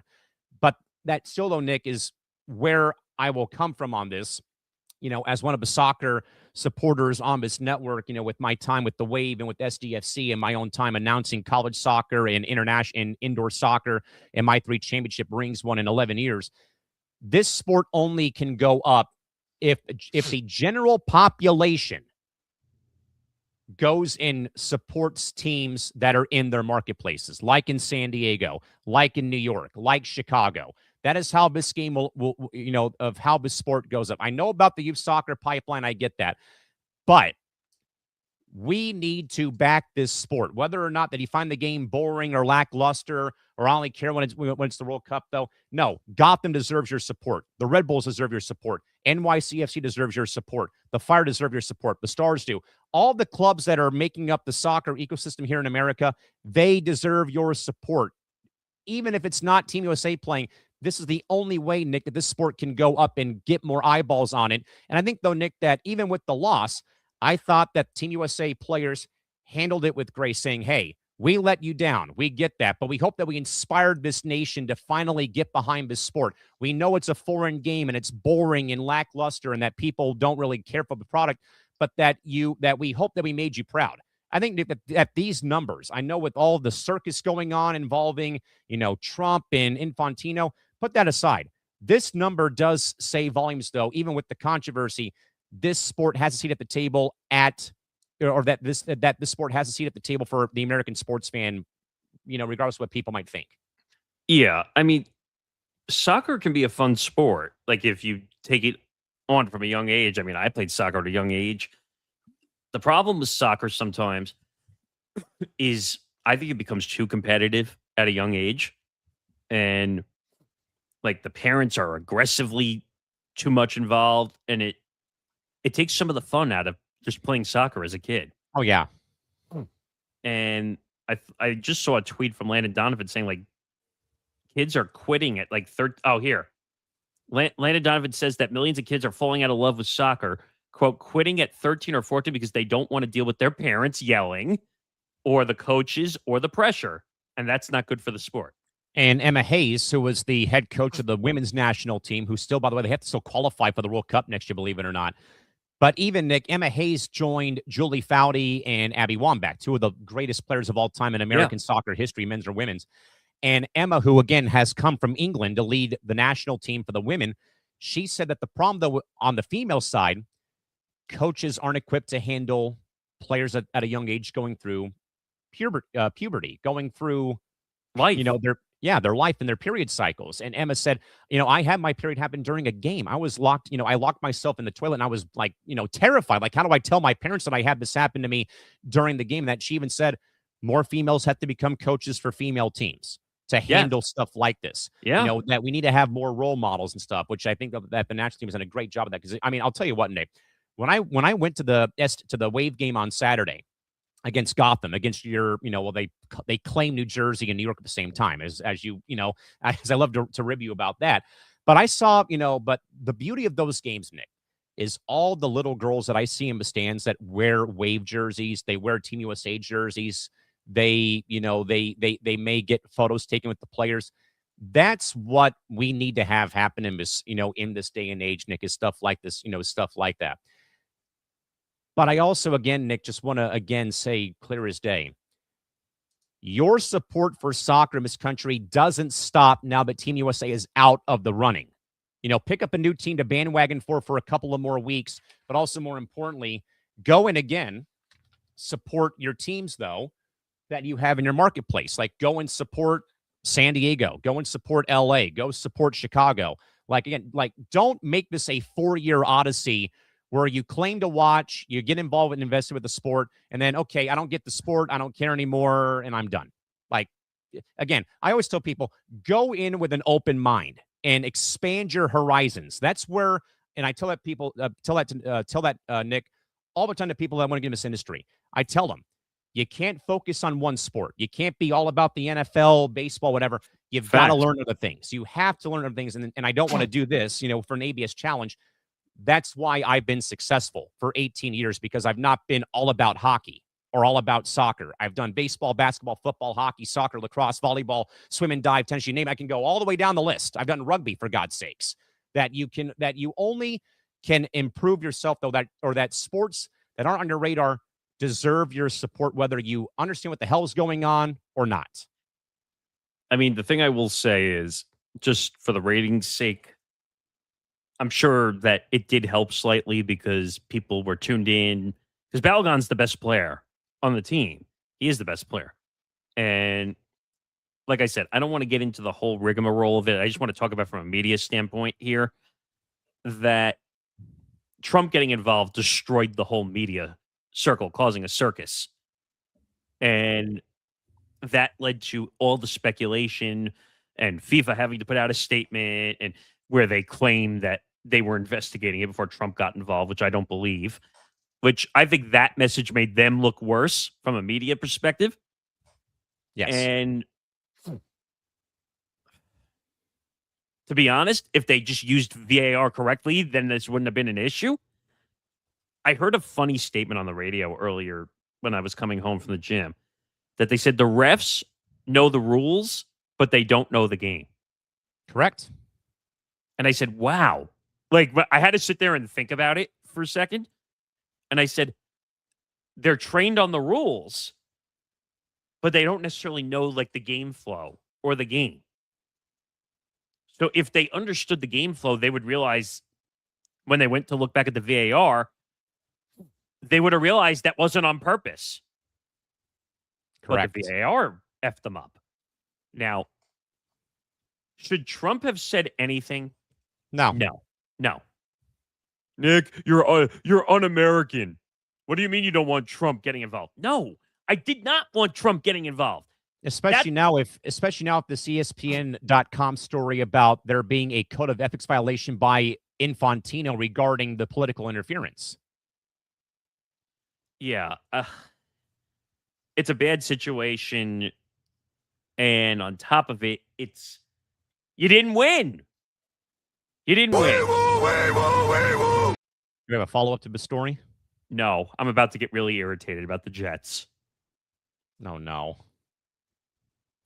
So Tom just dropped this. Now, I don't know how accurate and full this story is. But according to Rich Cimini, covers the Jets. Okay. Geno Smith was pulled over for a speeding ticket for speeding a few days ago. He was going 70 miles per hour in a 45 and failed to produce an ID. Bruh. Make this guy go away! Please! Before, Nick, we move on to the other story involving the Balogun red card issue, which we will get to right now, by the way, involving this secret suspension, adding a layer to the behind-the-scenes chaos to the U.S. men's national team's exit. It was uncovered and unearthed that FIFA quietly issued 2 suspensions to 2 high-ranking U.S. Soccer Federation officials and fined Balogun $40,000 as well for the red card. Leading into the Monday game versus Belgium, rather than holding an open press briefing, Global Soccer's governing body buried the official ban notifications silently in a quiet text update on its central website leading up to the match, leaving the exact compliance or operational violations shrouded in much controversy, which also, Nick, by the way, I wanted to bring this up again, because just so people know, the red card ban has happened before. I know, but somebody chirped me on TikTok about UEFA. That's a completely different governing body when it comes to the World Cup. This, again, did happen back in 1962, involving Brazilian star winger Garrincha, who received a red card in the semifinal match versus Chile. Despite the send-off, FIFA allowed him to play in the final in 1962, which involved unusual circumstances, including alleged political intervention, bribery, and a key witness disappearing off the face of the earth, though, which ultimately led to the suspension of the red card's consequences, allowing him to play in Brazil's victory over Czechoslovakia by a 3-1 final score in the 62 World Cup. So just wanted to kind of throw that out there real quick. But Nick, though, with this one, banning 2 host nation federation executives right in the middle of a home World Cup is a major administrative red flag. Why, though, would FIFA handle such a severe disciplinary action so quietly? And what does it say about the stability inside U.S. soccer management right now after the exit on Monday? Well, the suspension has nothing to do with the U.S. It was the FIFA officials that suspended. Yeah. And by the way, I said to you, wasn't it kind of odd that we found out about it, I think, after the match was over? That, and I do think that there were reports that Balogun had to pay a $40,000 fine for the red card, even though that he had it, banned or whatever. But I think there was still some consequences that happened for his actions. Well, that's probably a standard fine, which, by the way, that's a lot of money to be fined at the World Cup. I mean, do I have to say the big C word again for the FIFA organization? Does it go COLLIUSON or is it CORRUPT? Oh, the second one, corrupt. Oh yeah, they are corrupt, and they will do anything to hide negativity that goes on, except obviously for the Balogun one, because unfortunately Trump got involved in it. If Trump didn't get involved in it, I don't know if you would have had the attention. And I think even then, I still think that this team, Nick, would have lost the game, regardless if Flo plays or not. Belgium was just a far superior team. It didn't matter if you had 10 Baloguns on your team. I don't know if you would have beat Belgium. No. But this is bizarre that FIFA did it in secret. And do we know why they got suspended? Not that I've seen. Let me try and find this again about what's going on or what did happen. So I'm trying to look it up myself because... Here we go. So FIFA suspended the... Okay, here we go. FIFA issued suspensions quietly to U.S. men's national team admin manager Sam Zapadka and the VP of Security Frank Pennell for their World Cup round of 16 match versus Belgium. The U.S. Soccer Federation stated that the ban stemmed from a mishandling of match protocol during their win over Bosnia and Herzegovina in the week beforehand. Now, while FIFA and the U.S. Soccer Federation kept details sparse, reports indicate that the officials were disciplined for allowing unauthorized individuals into restricted areas and violating team celebration protocols from the match because Balogun came on the field after the game to celebrate the victory after he was sent off with the red card. The penalties happened alongside the intense scrutiny surrounding U.S. striker Flo Balogun, who got the red card against Bosnia and Herzegovina, but was controversially permitted to play in the Belgium match after government intervention. Because I think, Nick, when you get a red card, even when the match is over, you're not allowed to re-enter the playing field after you get sent off. So that's why they were suspended. Yeah, I mean, that makes total sense. I mean, that's just like in baseball. If you get ejected from the game, you can't come back after the game's over, a la Bryce Harper, who I think got ejected from a game, came back, and then, said F you to the umpire and then got thrown out of the game again. You're not allowed to come back to the game after you're thrown out of the game. That's a la Bobby Cox. Sometimes when he would get ejected from a game and then he would come Bobby running back. Valentine. Or Bobby Valentine, too. Well, he was famous for the mustache disguise, which was still one of the funniest moments in baseball history. But,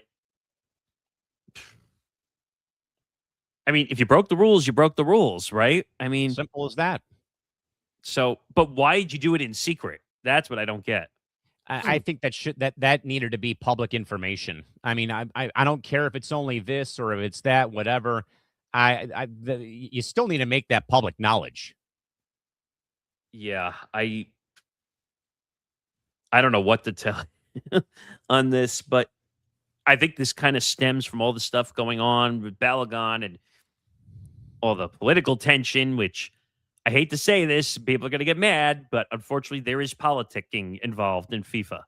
And again, folks, the report that came out within the hour is that ESPN has got word that there is a potential, I wouldn't say loss, like a petition being filed, though, towards FIFA President Gianni Infantino for a code of ethics violation involving the political intervention by the U.S. Administration. But the problem is we don't know how involved Trump was. Correct. All we know is that supposedly, reportedly, he called Infantino and said we need to question this red card. That's all we know. We don't know anything else. So there's not much more we can really go off of because we don't have the full information. And other than that, though, the suspensions now are warranted. And let me know what happened because red cards mean you're kicked. It's like you're ejected from a game in baseball, basketball, what have you, that you cannot come back to the field of play. Well, once you're thrown out of the game. But there's one difference here in the World Cup. If you get a red card, you're automatically suspended. Correct. For the next game. That's not always the case. If you get ejected from a game or you get two technicals, you get ejected from an NBA game. Yeah. But here's the thing. The call either needed to be changed after the game or he needed to serve the suspension. There was no let Trump get involved and let the political paralysis get involved. So I don't get how you fix that. That's a problem. But if politics is involved, and that's where we're getting at this point in time, I don't know what you do. Because now you have all the countries complaining. We talked about this. Callan talked about it in the short form video he did for Empty the Pitch, that Oh, yeah, involving the French Federation trying to revoke the yellow card and then the red card being revoked for England after they beat Mexico at Azteca over the weekend. And the other big thing I wanted to say, too, Belgium, rumoredly, supposedly was going to forfeit the match against And what USA. else did I say, Nick, on Tuesday? I said, you watch. If Belgium wins this game on Monday, because they're going to clown the U.S. No, forget clowning the U.S., which I thought was great, by the way. But what else did I say on Tuesday? Oh, you said they were going to pull the appeal. Bingo. If they won the game, and of course, what did they do? I think they pulled the appeal, right? Yes, and I also did give some praise to the Belgian coach who pulled Balogun aside after the game and apologized for how he acted towards him during the course of the days leading up to the game on Monday as well. The thing is, this really all goes back to blaming FIFA, because big time, if the VAR technology got the call right and said that wasn't on purpose, we wouldn't be in this mess. Correct. The way it happened. So FIFA's really the chain reactor at the top, because the officiating got the call wrong and then the VAR technology got it wrong. Yeah. Nick, we'll get to one more topic here for hour 2 into hour 3. But, Nick, even despite the loss, though, this always happens, though, when something good happens. But, Nick, one of the most organic cultural phenomenon of the tournament, streaming metrics for John Denver's timeless anthem, Take Me Home, Country Roads, has experienced a massive exponential global spike on Spotify and Apple. The viral audio surge is a direct result of the track being adopted as a definitive stadium-wide crowd anthem, belted up by millions of American soccer fans across host venues during the U.S. men's national team's run through the tournament, creating a lucrative royalty windfall for the estate of John Denver. Nick, we've seen other songs, though, like Sweet Caroline become synonymous with specific ballparks, but seeing a classic folk pop song turn into a global soccer stadium anthem on this scale shows the unique power of the World Cup culture. Can U.S. soccer, though, still engineer this kind of organic fan branding, or do you just have to let the stadium crowds decide if the song becomes a huge thing? Well, it's whatever song that they get used to branding-wise. Like, obviously, this is for USA. I think all the other teams had songs that they were... They all have goal songs. They all have win songs. Like, I think France has used Daft Punk one more time when they've scored goals in the tournament. Of course, That's Team great. USA, more importantly, Team USA Hockey, Free Bird by Leonard Skinner. That became the goal song for the men's national team, but it was the remix version of it. So definitely I concur with this. Yeah, I think it's just branding. I don't think you have to change anything. Let the teams control. I think whoever does the marketing and the branding for the Team USA squads across sports handles it right. Free Bird became an anthem, and they even did it in the commercials eventually. For Budweiser, for the 150. Well, also Budweiser did that during the Super Bowl for the 150 of the company. America's 250, of course, that just came and went. Or when they ran the hockey for the Olympics, they would use those in the commercials. Yeah, both the men's and women's team used Free Bird as their goal song, and that became the goal song for Team USA. Literally, Country Roads was played at Angel Stadium on Sunday, leading up to the game on Monday. But also, Nick, I think it's so right though. Just think though about and this is actually, Nick, a very good tease. There'll be a small market episode about how music like this becomes a staple of a city or of a tournament like the Olympics or the World Cup. I mean, you know very well, Sinatra's New York, New York. I have all the small things in San Diego with the Padres that they're winning in the bottom half of the 8th inning. Sweet Caroline, Jump Around, you name it. Sweet Caroline at Fenway Park. I mean, New York. There's so many anthems. I mean, college football. I mean, look at college football. How many of them have Brightside, Kerncraft 400? I mean, Country Roads. Oh, they have Rocky Top. I mean, there's so Sweet many. Home Alabama. Right. There's so many. Actually, we had an episode idea planned around all the college traditions and the songs that we're going to try and work on. I mean, yeah, like San Diego State during football and basketball, the student section sings Muse's Uprisings chorus before tip-off of a game, or if it's getting late in the game and they have to, maybe get a big stop, they will sing that song across Viejas Arena. It's insane. Right. So it's all traditions. Like, this makes total sense. And it was kind of cool. Like, the USA players would start conducting the crowd after they won the games. Like, those are moments you don't forget in that regard. But we'll see what happens on that front. Yeah, I think more importantly, though, too, before we get to the commercial break, Nick, I think that would also like injects life, though, for a song like this one, for example. Like in a way, like it's Nick, it's cool that we mentioned this too. Think back to when we talked to Ray Clay last Wednesday about how Cyrus by the Alan Parsons Project had new life to it because it was the walkout music for every group stage game of the World Cup until recently. But that song, as we said, though, lives on, though, between, the 90s Bulls and even now. Look at what, and of course, with these metrics here with John Denver and Country Roads, like, great job. No, it was. The branding was perfect and does not, I wouldn't change a damn thing. Let the teams control how they know their market. They know their core where everything is going on. And I wouldn't go ahead. I mean, I was going to say, why do you think, Nick, when I do go to Petco tonight and I do crack open a Budweiser, that I take a picture of it and send it to one of my friend chats and I write the lyrics out, "Won't you fly high, free bird," every time that I do that. Because of how catchy it has become over the last several months and, for that matter, the last year. It's a fair point. Sports moves fast, and we're here to keep you ahead of the chains. Join Nick DiMartino and Johnny Montalbano for Moving the Goalposts. Every Thursday at noon Eastern, 9 a.m. Pacific, we cover the full spectrum of the Big Four, from the gridiron and the diamond to the court and the ice. Whether they're analyzing the NBA playoff bracket, discussing major coaching shakeups in the NHL, or recapping a legendary finish on the golf course, we bring you unique perspectives and a touch of humor. Don't just watch the games, understand the move that changes them. Only on the Empty the Bench Network. Make sure to subscribe to our YouTube channel, youtube.com/ETB Network, to find out more. And they will be back together tomorrow. We have some more NHL news, Nick, not involving the Anaheim Ducks and Leo Carlsson. But another offer sheet ordeal that has gone under the radar has been fulfilled. Per the Associated Press's Stephen Wino, the Utah Mammoth have matched the Devils' offer sheet for Baron Hayton, who has been signed for a $4.775 million deal for the upcoming season. So one offer sheet down, still one more lingering out there in pro hockey at this rate. Ah, interesting. By the way, we have another update on the fever and the congressional people here. Oh, my God.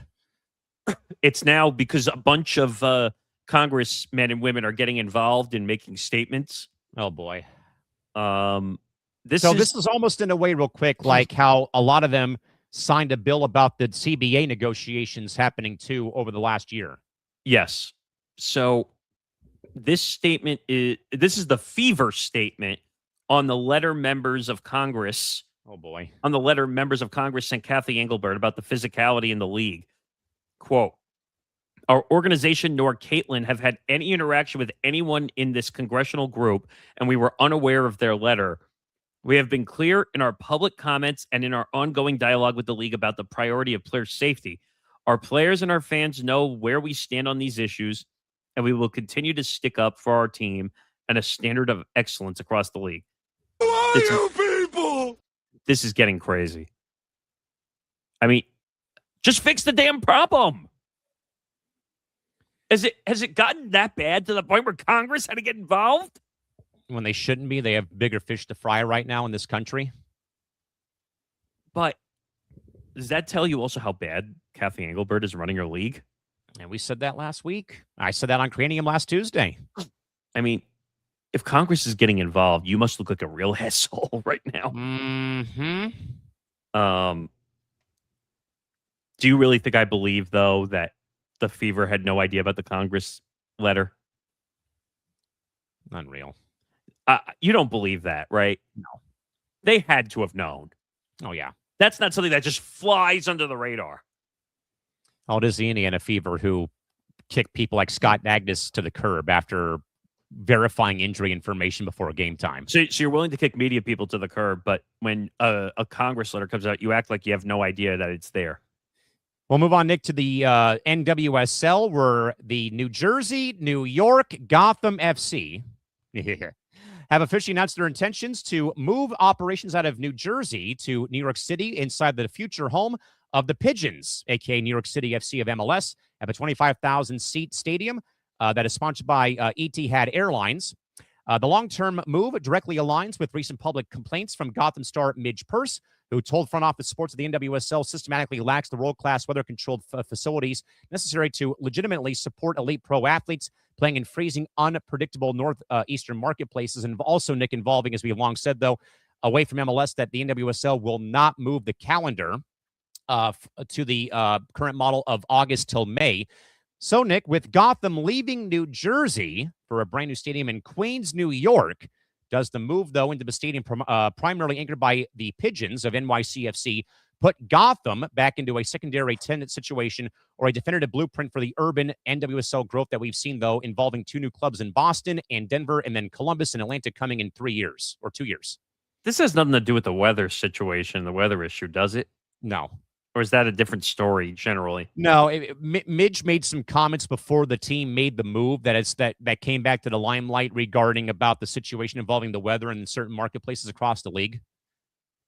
All because of the players not voting in favor of them aligning themselves with the European calendar for soccer as MLS is doing next season, which I do not like whatsoever. Well, that was the whole scheduling rotation situation. This becomes a secondary tenant situation, like you said. I don't know. Why would you put 2 major teams in the same arena? How does that make sense? Yeah, but it already happens as is, though. I mean, it happens here in San Diego with the Wave and SDFC sharing Snapdragon Stadium. No, but that's 2 completely different things. Two completely different sports, or 2 completely different schedules. Well, I mean, it's still the same. It would be the same thing with Gotham and New York City playing together at Etihad Stadium in 2 years. No, but isn't that 2 completely different seasons? What you were just mentioning with the Wave. For right now, the NWSL is in the same season right now as MLS until MLS moves their calendar next year to August to May. So they would still, even then, they would still be in competition with MLS when it comes down to, MLS starts, but then they're still playing games in August and they go to the playoffs in December. I just don't like the idea of having, especially New York, of all places, when the Yankees and the Mets had a share, what was it, in the 70s? When they shared it for, 1 year? I think it was Shea Stadium, I think. Yeah, yes, because of renovations. The Yankees, the Mets, and I think the Jets, too. You can't do that in New York. That's a nightmare waiting to happen, trying to put 2 New York teams in the same place. And how do you fit the schedule properly? That means that both teams couldn't be home at the same time. No, they'd have to be 3 days in a row. Well, it would have to be home and away every single time. I mean, the only time they could technically be in the same place is if they played one another. Right. And who would be the home team? Yeah. So it presents some issues. At least that's how I see it. Yeah, I mean, I'm just looking through the NWSL right now. So I'm going to read these off for you, Nick. So Angel City FC shares BMO Stadium with LAFC of MLS. Bay FC shares the Earthquake Stadium of PayPal Park in San Jose. Boston Legacy right now shares Gillette with the Pats and the Revs. Chicago plays in Evanston. They're currently playing where Northwestern football's playing, right on the riverfront back there right now. Denver plays at a stadium in Centennial, so they're not actually in Denver. Gotham is currently at SI Stadium where the Red Bulls currently play in New Jersey. Houston shares their stadium with the Dynamo. The Current and KC have their own stadium in Missouri. Orlando shares their stadium with Orlando City. Portland shares their stadium with the Timbers. San Diego co-shared. Seattle co-shared. Utah co-shared. Washington also co-shared. So there's a very much a trend here that we're seeing, Nick, in NWSL, that they share the stadium though with other tenants though in the same stadium. I just think you're going to run into an issue because that means you have 2 New York teams that can't even be home at the same time, which could be a potential revenue share builder.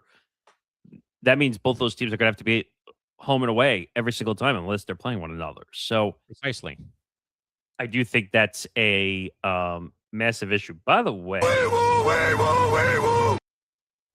I just came across an interesting front office sports story. What do we got here? And the headline says Flyers owner remains in limbo amid Comcast spinoff. That's right. So I'm assuming this has to do with the whole NBC Universal, that they're going to be spinning off the sports affiliations and all that stuff. Lost in last week's news of Comcast planned split from NBC Universal was the status of Comcast Spectator. Or is that how you say it? Spectacor. That's how you say it. The corporation's sports and entertainment entity. The future position for the parent company of the NHL's Flyers and Xfinity Mobile Arena remains uncertain, even as it has aggressive to-do list and is remaking large swaths of Philadelphia sports. Comcast did not detail the status of Comcast Spectator in any of its investor materials, outlining the planned spinoff from NBC Universal, the parent company of NBC Sports. I was going to say, I thought for a minute that the Sixers were still owned by them, but they're not. They're now owned by the Blitzer Group. But I'm surprised we didn't actually make that part of the show, the whole NBC spinning off the sports stuff, which is coming soon. That's going to be huge when that story breaks. Mm-hmm. That's interesting, though, that the Flyers and Xfinity Mobile Arena remain uncertain. And yet they're offering offer sheets for $18 million AAV, despite this going on. How can they do that? I don't know. Nick, we'll go to all things involving the Big Three for basketball, but Ice Cube's foundational Big Three basketball league has now been quietly engaged in a high-stakes legal battle in federal court, fighting off a major class action lawsuit that threatens their impending corporate plans to transition into a publicly traded company. The legal filing alleges that the league expectedly walked back contractual binding promises made to early-stage NFT buyers who were told that their digital tokens would translate directly into fractional, verifiable ownership stakes and operational equity in individual Big Three teams. Nick, if a court does validate that the Big Three used unfulfilled promises of team ownership equity to drive a digital asset sale, could the resulting financial liability completely sink their valuation before they even get an IPO off the ground and running? Your thoughts? It all depends on how the agreement was written up. It all depends on if and when, I'm going to say not if, when it goes to court, they're going to have to figure out how they deal with this situation. If it was true that in the agreement that if they bought the NFT and it led to fractional shares, then they either need to make good on that agreement and they need to say, look, well, we're suing you for the ownership. Either give us the money that was for that ownership, fractional shares, which is probably not a ton, but it's still decent money, or they need to give them the ownership and call it a day. Now, it says the lawsuit was originally filed in California state court by Lou and Sally Sheward, NFT buyers who paid between $5,000 and $25,000 for different tokens in 2022, assert causes of action, including fraudulent concealment and a breach of contract. Plaintiffs are seeking damages and restitution. Now, I want to point out one thing. Just NFTs were a complete failure. They were worth a lot of money. They were like digital currencies that you held on to. In a way, it's like cryptocurrency. But like they had pictures on them and whatever. Some people paid hundreds of thousands of dollars and they were worth nothing. That's how ridiculous NFTs became. But if the agreement said that if you buy these, if it's in a written agreement, they have to make good on the arrangement by either giving them the fractional shares of ownership or paying them what the fractional shares of ownership would be. Correct. So let me make sure I get this right. So plaintiffs are seeking damages of restitution. The legal dispute gained new traction as Big Three announced a merger with a special purpose acquisition company, SPAC, that will value the league at $290 million and take it public. Big Three representatives have dismissed the lawsuit as a nuance suit, arguing that the token value dropped due to the broader market collapse and noting that contracts stipulate disputes should be resolved through confidential arbitration. a hearing on Big Three's motion to compel arbitration is expected to take place. In 2018, well, there was other prominent lawsuits involving the Big Three, including co-founders Ice Cube and Jeff Coates filed a $1.2 billion lawsuit against a group of Qatari investors, alleging the investors defaulted on millions in promised funding. So it sounds like they've had many legal issues at the Big Three. If the deal is, it's all going to come down to contractual law in court. If there was a written agreement and it was signed that the buying the NFTs led to fractional shares, then they got to give it up or pay the money, one or two. Yeah, I mean, I've long believed that crypto and NFT sales, Nick, were always like, scams. It felt like. I think there's rules in place out here in California that I don't know if you're allowed to have crypto, or you can't have a certain threshold of it in some kind of a portfolio. I forget. It's probably a certain amount. I think so. But I mean, either way, I mean, this is kind of like nothing new when it comes to this, though. And I mean, I thought the Big Three was like a hit initially, though, but then it's kind of like they kind of, in a way, have faded into the background of all these other sports that are on television right now, sadly. Yeah. I mean, Big Three had promise. And then, if you remember, they got all the attention because they were trying to offer Caitlin Clark like a ridiculous amount of money to come. They did over that, there. I think, too, with Brittany Griner at one point in time when she was coming out of Baylor, I think. Well, it was more for Caitlin Clark because they were trying to entice her Yeah. away from the W, which I don't think was ever going to happen anyway. No. But if the agreement is the agreement, they got to pay up. End of story. Yeah, very interesting with that ordeal right there, Nick. We'll move on, though, to another media story here, Nick. As Together and heavyweight digital media brand Together has inked a major strategic syndication deal with iHeartMedia to formally launch Everyone Watches Women's Sports, a premium weekly studio podcast network. The high-profile audio vehicle will be co-hosted by prominent women's sports journalist R.A. Chambers, Olympic gymnastics icon Jordan Childs, and acclaimed comedian and writer Sam Jay, aiming to blend hardcore athletic analysis with mainstream pop culture crossover appeal to cash in on surging advertiser and interest in women's sports. Nick, by pairing Chambers alongside Childs and even Sam Jay, is Together building the exact kind of multi-demographic crossover talk format required to push women's sports media past its traditional niche audience and into the mainstream daily lifestyle rotation across platforms. It's just another podcast to the 90 million that are out there, unfortunately. But we talked about this. It's a athlete, it's a comedian, and it's a host. Yep. Tell me something that doesn't have that. There's a lot of podcasts.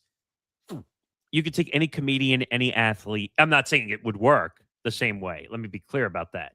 Jordan Childs is a very successful USA Olympian. And she was part of that unfortunate controversy with the bronze medal. Right. I need to see data before I could say whether it's successful or if it's a failure. Podcasts take time to get off the ground and grow. Now, having Jordan Childs will help from a Olympian perspective because she can market. Now, I'm curious to see if I look her up on Twitter, she has, let's see. Oh, she only has 106,000 followers on Twitter. I was expecting that to be more. But she can reach bigger names and a bigger demo on her own. Could it be good? Jordan Childs, by the way, hang on. Jordan Childs, by the way, Nick, has 1.6 million followers on Instagram. Okay. So Instagram would be more of the demo if she's going to reach.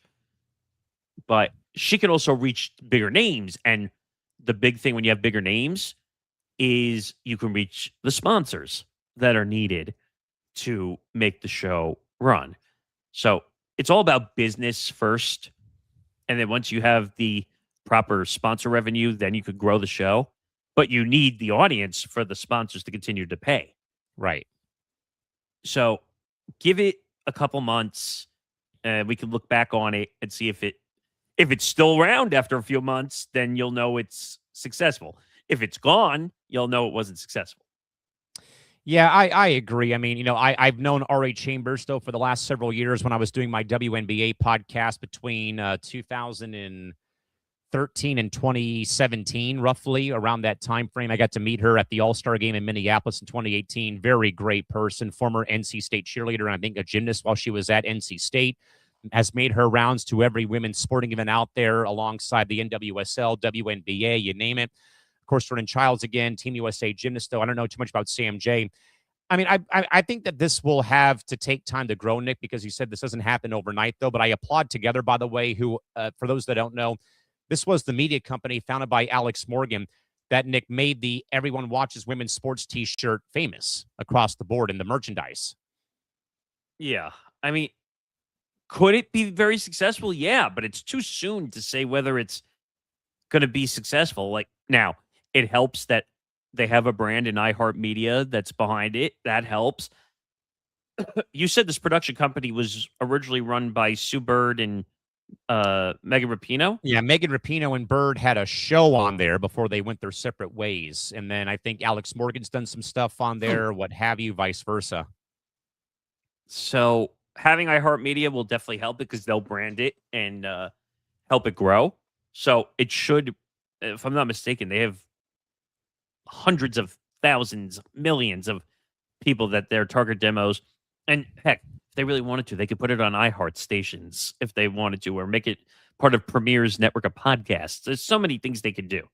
And by the way, Nick, speaking of which, and this is a very cool thing that I think I may have mentioned in passing recently, but next week, July 16th, the first women's sports bar in San Diego is going to open for operation. It's called One of Us. It's located in North Park off University Avenue, which is one of the big brewery hubs in San Diego. Shannon McMillan, who I've known for a long time, 99 World Cup champion, has done so much for women's soccer and soccer in her hometown. She's been a part of the group that's helped build this thing from square one. They were, I think, I even recall they were taking inquiries about, give us a list of famous female athletes from San Diego to name our drinks after. And they've been looking for, people. They have their official opening next week. I'm going to eventually try, Nick, to get out to the bar one day, maybe do a show from there to kind of show the place off, whatever, do some content from there because, these are becoming a big thing now, Nick. They've been a big thing in Portland. They're now a big thing in Los Angeles about these bars that, have mainly put women's sports up on TV nonstop and giving it all of the, attention and stuff. Now they did say that they will have some men's sporting events on, though, but that women's sports will take priority, on the TV still, rightfully so. But I think, though, Nick, that this is just, I think, partially about where women's sports has gone. We could say about Callan Clark, but I think, though, just the building momentum even before Callan entered the WNBA, that there's always been this undercurrent of fans who want more access to women's sports on television. And a place like this, though, helps that cause in hand. Yeah, I mean, I hope this is successful. I hope it works out. But again, you're literally in the launching process. So it's a little too soon. Okay, this is bizarre, what I just came across. 7-Eleven is suing Nike. I saw the story yesterday, actually, as a matter of fact. 7-Eleven is suing to block Nike's upcoming sneaker release that resembles the store colors. Is that the Sue Bird story that they're re-releasing Bird's Nike Hirachis from her rookie year in Seattle in 2002? So it says convenience store chain 7-Eleven is suing Nike over the planned launch of a new sneaker on July 11th.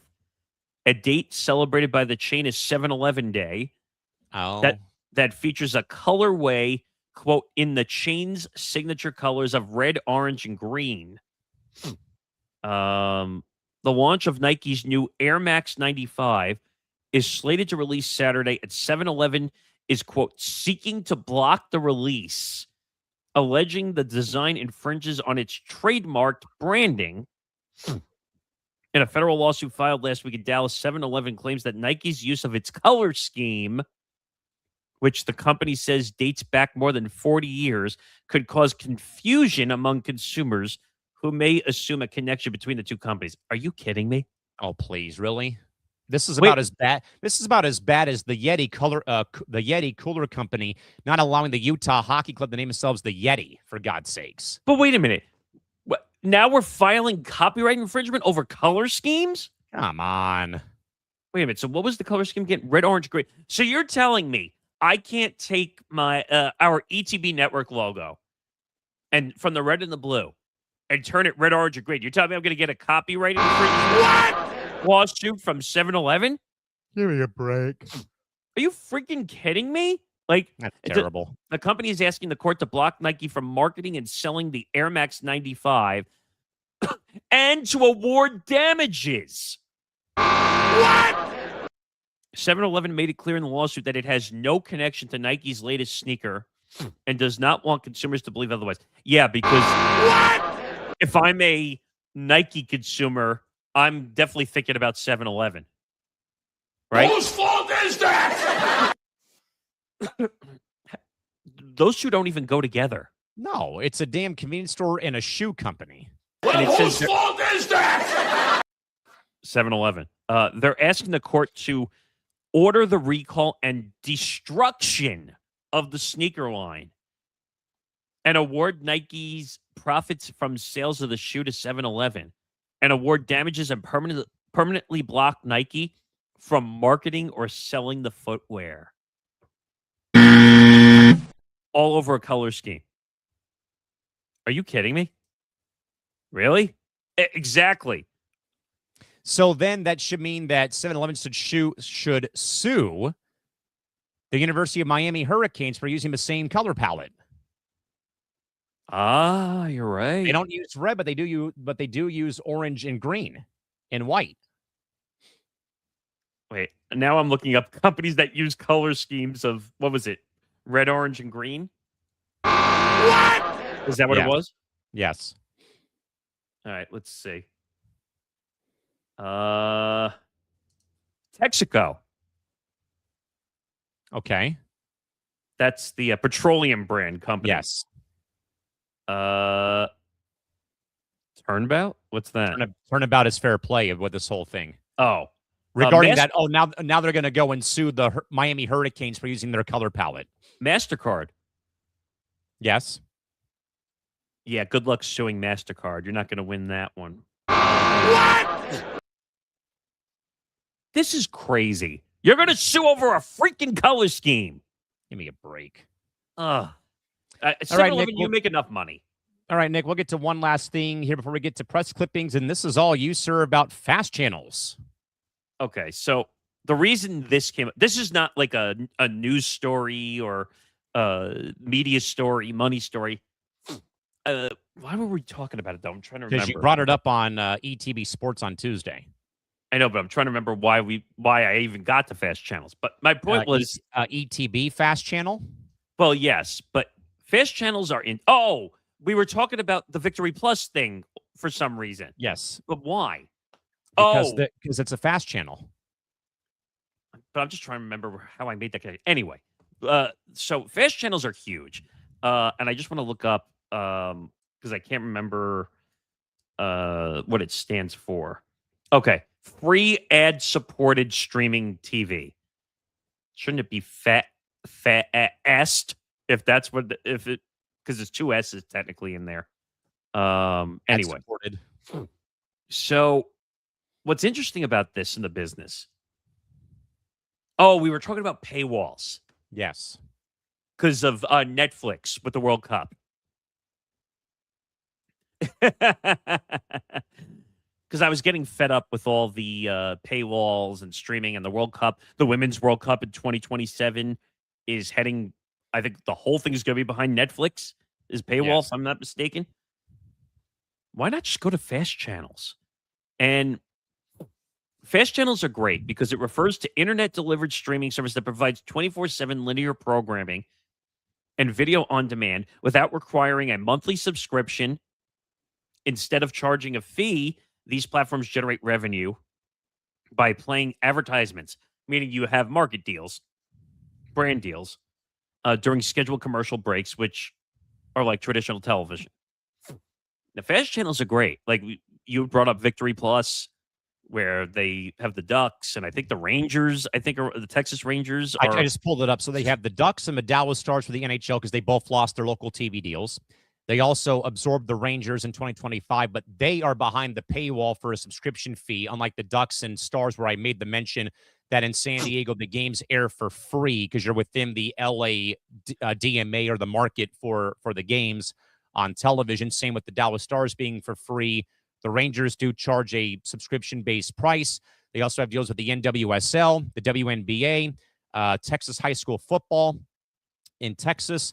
They also have the Women's National Football Conference. They have Overtime Elite. They've also got the Major Arena Soccer League, Western Hockey League, again, the aforementioned NWSL, and also League One Volleyball is also on Victory Plus, too. But fast channels are great just because you can build network programming. You could do a lot of things.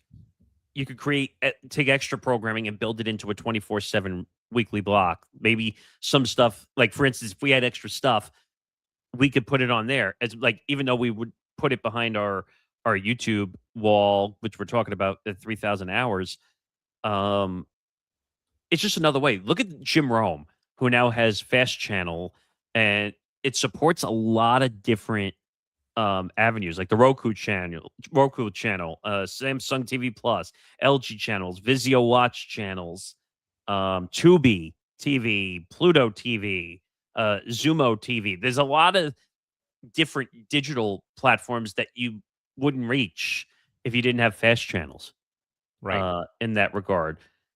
But look at Jim Rome's show. It went from being simulcasted on CBS Sports Network to now on X as its main platform and all these other platforms that the show is being seen on. And on X, he's killing it. Right. What do you think about fast channels, though? I mean, I got introduced to it, though, when the Ducks moved off of Bally Sports West or FanDuel Sports West and SoCal, which, by the way, the FanDuel SoCal station, which was Prime Ticket, has been shuttered. Like, they still appear on my cable lineup, Nick, but they no longer air programming on Bally Sports SoCal whatsoever, with the Angels taking over for Bally or for FDSN West. And yeah, I mean, the fast channel for Victory Plus has been great. The Ducks do a lot of, extra content. Like they have the games, on there. They're on there for, I think, 3 days for the league requires them to pull the game off of the replay. They do rapid, they do like a condensed game. They do highlights. They have some old games from the 07 Cup final run that they went on to win the Stanley Cup.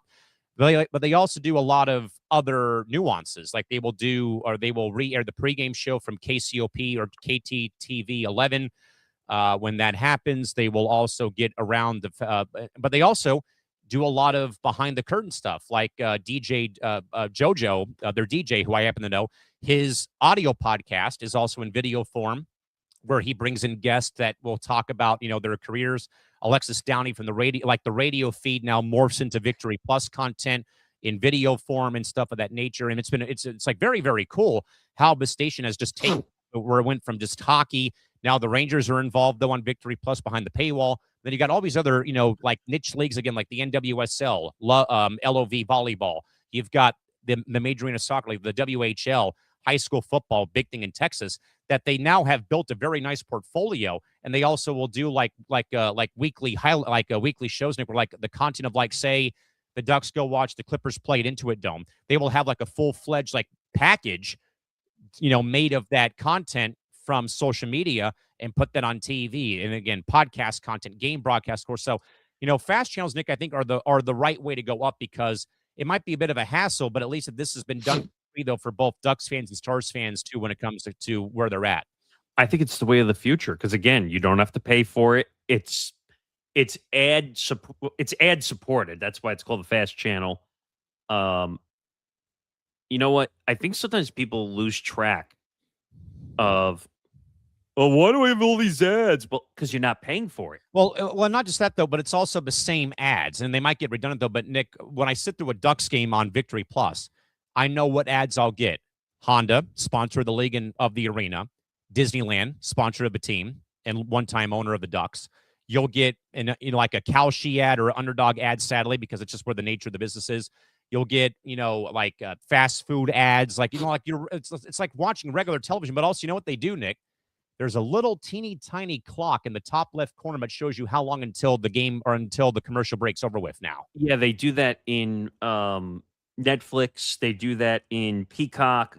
They do that for NFL Live, NBA Today, and Sports Center now on the bottom line. It makes you feel like, okay, like you don't mind sitting through the commercials because the break's going to be over. Yeah. Sooner. And they even tell you now on ESPN, like what the next topic is going to be when the commercial comes back. Like, yeah, that's still to come. Exactly. Or coming up next. Yeah.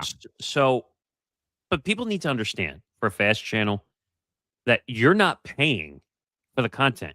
So if you're going to watch stuff on fast channel, there has to be something that generates the revenue to keep it going. Yeah. We have a transfer in soccer. It's a good one. Okay. Per The Athletic, the New England Revolution are getting Team USA backup goalkeeper Matt Turner to join them for the remainder of the year on loan from Lyon of the French Soccer League. Wow. Okay. So the first kind of post-mortem move has been made post the USA's World Cup run. Matt Turner to the Revs. Interesting. By the way, like I was saying though, like if you're going to watch free content on fast channels, it's got to be ad supported. It's the only way that they're going to generate revenue. Exactly. And remember, that was the thing. That was kind of the thing, though, like I told you when the playoffs were, throughout the course of the Duck season, they put a little Underdog Fantasy ad underneath the Victory Plus bug in the top right corner. So there's certain ways they could finagle on fast channels or streaming channels. Like sometimes they'll put the ad on the screen. Like you said, that's one way of avoiding commercials in that regard if they keep it up during the game. If you see it during baseball games on TV, sometimes on the mound. Yes. Now, most people don't know this. Those are digital. Every time you see it switch. Some teams do digital ads, but some teams like the Padres, they have stencils. They will actually paint it on the back of the mound. For the most part, it's done by TV. And TNA, of course, is on Pluto TV. Everything is basically on a fast channel at this point, or they have content associated with a fast channel. But people will do, like, putting it on the mound. You don't get distracted digitally when it's there. The NBA, they will like do a digital screenshot in the corner as the players are running back and forth on the court. They've gotten better with that now. They put it on the baskets now, so it's not as bad. And what soccer will do, Nick, remember how the Raptors had that 3D word mark? They do those ads along the goal line during MLS games or during international competition. Oh, were they the weird one that had the weird look? The Raptors had that weird looking 3-dimensional. Yeah. I always thought that was the word mark is 3D underneath the baskets. Yeah. Yeah, I thought that was a little odd looking, but yeah, but then soccer does those ads too across the globe too. So I guess that makes sense. But fast channels are the way of the future, and I'm telling you, like eventually, if the sponsors go away and everything is working out the way it works, I would invest in a fast channel. It's another place to put content that we might not be able to put on YouTube or whatnot. All right, Nick, we'll get to press clippings here for the day and call it a day here real quick. Nick, the saga involving Brandon Ayuk continues as he has taken his protracted toxic contract standoff to a volatile new level, and a new public display that league insiders are calling highly delusional regarding his actual market valuation. Ayuk has released a public statement on of course, his IG account, calling out the NFLPA, accusing the labor organization of failing to protect elite skill players from team-enforced salary suppression and rigid franchise tag mechanisms, including even calling out Jaden Daniels of the Commanders, and still is of the belief that he will be a Commander come next season. Nick, it is one thing for a player to wage a PR war against your own general manager, but when a player, though, burns bridges, though, with his own Players Association on social media, has IU completely lost the script on how modern-day NFL contract leverage is actually executed across the NFL? Godless, fucking shit, most godless, fucking godless, fucking team. Thank you, Frank the Tank. That's what I think of Brandon Ayuk. He's just screaming at the clouds. That's what I think of Brandon Ayuk right now. Dude, he's got to get himself under control. Like, woof. And first of all, he is technically violating his contract because he's still technically a 49er. He should not be wearing any Commander's gear in videos and saying, "Oh, I'm going to be a Commander." He should not be doing it. He is a troll and an idiot. Yes. He's technically violating NFLPA I was going to say, rules too. Because technically the owner could come down and say, "Hey, like, you're wearing somebody else's gear. That's a violation. You're still under contract with us." If he would just behave, and I know that's a ridiculous phrase to make, but if he would just keep his nose clean and do whatever he had to do, maybe they would just release him or they would trade him. Now, first of all, no one wants to trade for him at this point. So now you're stuck with either cutting is it a him. mixture of the contract and his behavior, or does the behavior outweigh the contract? No, his legal situation also off Which he the still field has run away from the arrest warrant for his reckless driving habits in Santa Clara County. This is fully a off the field issue. Now, he's probably upset because he wants a new contract. Why would anyone give him a new contract now? Yeah, why bother? I mean, doing donuts in the parking lot, flipping off the stadium, Speeding by the stadium. the Instagram story, which I don't know if that's what you read or if we have that, I think. Which Jaden Daniels clapped back at him and said, "Enjoy retirement," with a peace sign. and it's weird because some people in the media were saying, "Oh, it's fake." I'm like, why would you put it out? Yeah, here it is. So he put out on an Instagram story, "When the news finally came out that my guarantees were voided in November, the team continued to lie to the media/fan base, acting as if that was not a decision that was made in July, continually saying that I would be returning, despite the fact that I told them on numerous occasions that I would not be. With the severity of my injury and guarantees no longer on the table, that was not an option. We are 1 year from the date in which they made the decision to void my guarantees due to missed rehab. Yet they have the footage and the gaps and the GPS information that shows I reached markers I never hit, even before injury, all before the required recovery time ordered by the surgeon." This guy's a head case. Big time. I mean, if I'm the Niners, I just let him go at this point. Yeah. No, so you're not going to gain anything from him Exactly. anymore.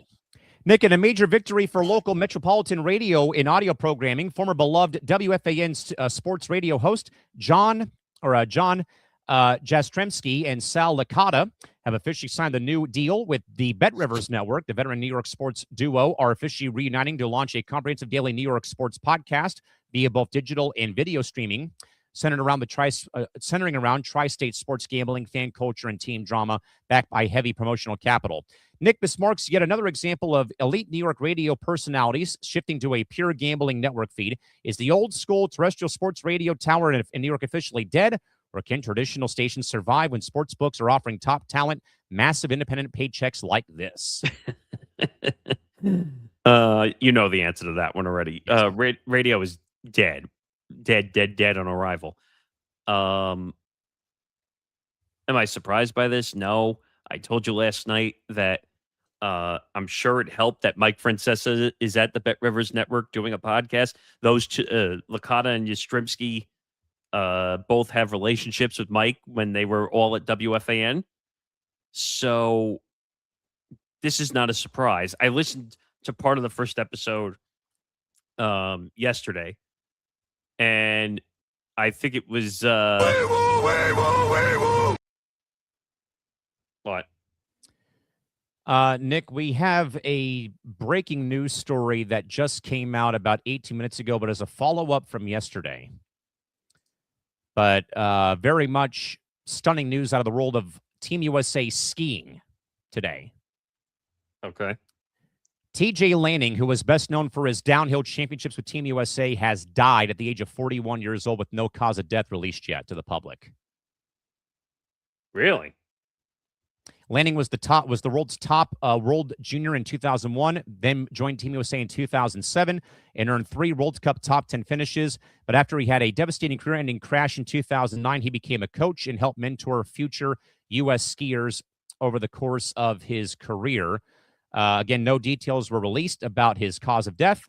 and the exact date of his passing does remain unclear, though the announcement came out from Team USA on Tuesday, and it's just now coming to the limelight here on Wednesday. But we might remember, though, that at Lake Louise in 2009, that TJ crashed during a downhill race and sustained a fractured vertebrae in his neck and severe left knee injury, which forced him to retire from competition to become a full-time coach. So some sad news out of USA Skiing made it public within the last 20 minutes. You know what? Olympians deserve credit. I'll give them that much. I mean, you train all your life for that stuff, right? I mean, yeah, it's sad. Just to kind of finish up on this, I think the relationship with Mike Francesa probably helped them get to Bet Rivers Network. And the two of them, unfortunately, well, JJ was fired, but not fired.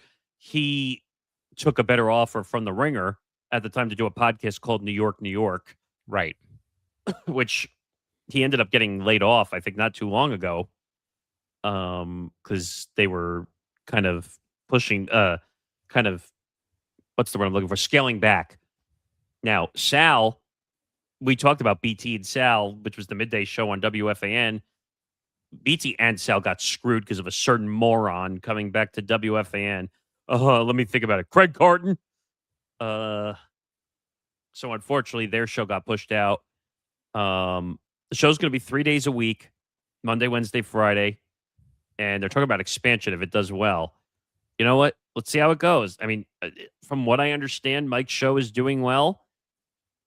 So I have to wait and see. But certain gambling networks are taking chances and some are shutting it up. Nick, I changed the last press clipping from USA Soccer to something that I think is very, very cool. But the NHL's New York Islanders announced early on Wednesday morning that they are launching a pioneering fan-driven jersey design contest to design the new team's alternate jersey or third jersey beginning in the 27-28 season to mark the first ever time that an NHL franchise has had the fan base create a official team jersey rather than simply do the name the team contest. Beginning today through July 24th, fans can use a 5-step program to design the new team jersey, and it's a straightforward paint-by-number setup ensuring that all entries do fit the NHL's official jersey template code of conduct, while a notes section allows fans to explain unique details or custom ideas they like the team to consider. Fans will have until the end of the month to submit their designs. A team committee will review all submissions and select 5 finalists, which will then be put online for a public fan vote by early August. Winning design will become the official team third jersey, and its creator will receive a team-signed third jersey and tickets for a game to watch its on-ice debut. Nick, your thoughts about this? Where, you know what, it's one thing that we've seen name the team contests, but never something like this, though, I don't think ever in my time being a sports fan. This is very cool, by the way. I did pull up the designer, and I'm actually going to do one just because I feel like doing one. I mean, what were we talking about? Oh, when for Vegas, right? They were talking about getting a jersey design for the new NBA team. We had talked about that. And also that there's been talk of a team name coming in the limelight involving the Las Vegas Jacks, I think.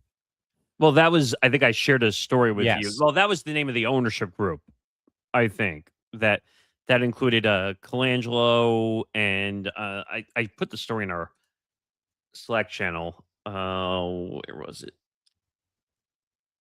See if I can find it. Oh, we're making a jersey now? I guess we can. So they give you a bunch of designs and templates to use from the past Islander history. So you can use the current design of the stripes on the bottom. You've got a bit of a wavy one. You've got the Stadium Series one involving the stripe across the middle. So you know what? I'm going to go back to the Fisherman days and use the Rising Tide for mine. And then it's literally paint by number, so you can make it any color you want from the color palette. So it can be navy blue. You can do an orange one. You can do a white one. You can do, whatever you'd like. So we'll go orange for this one because they don't have an orange one in the color palette yet. Okay. And you get to choose all the accent colors. So there's one. You can go with a little bit of, like when they had the black when they were in playing at Barclays for a little bit, where the Nets play right now. Yep. And a little seafoam green maybe to add some sprinkle to it. I mean, I'm just kind of spitballing here on the fly, so don't mind that this is not going to be the actual look I'm going to go with here for this. And Oh, also, when you're colorblind, it doesn't help the cause either. But go on, Nick. What are we going to say? No, we just got to finish up the show because we're coming up here. So maybe you could put something together and then share it, or we could share it. Yeah, we'll do it later. But I think this is cool, though. It is cool. It's interesting. It's giving fans an opportunity to be, I don't know, be creative and I guess on the digital edge of stuff. They're making a bet on the fans. I like it, actually. I mean, it's very, I think, in a way, shows that the fan base, has a say with how things go with the franchise. And I think, Nick, I bring up the 30 for 30s all the time. If you haven't, go back, folks, and rewatch or watch the John Spano 30 for 30 about how the fan base hated the Fisherman logo 30 years ago. Now the fan base loves it 30 years later. You know what? That's a fair point. I can't deny it. So I guess we're getting a fan-made alternate jersey. I love it. But, folks, if you're looking for that plus money edge, then Connor Rowland and Nate Miller have you covered on Unnecessary Wagers every Friday at 5 p.m. Eastern, 2 p.m. Pacific time as they break down the tactical ripple effects of the week's biggest matchups from the underdog effect in the NBA postseason to the emerging powerhouses on the baseball diamond. They look past the box scores to find the hidden value.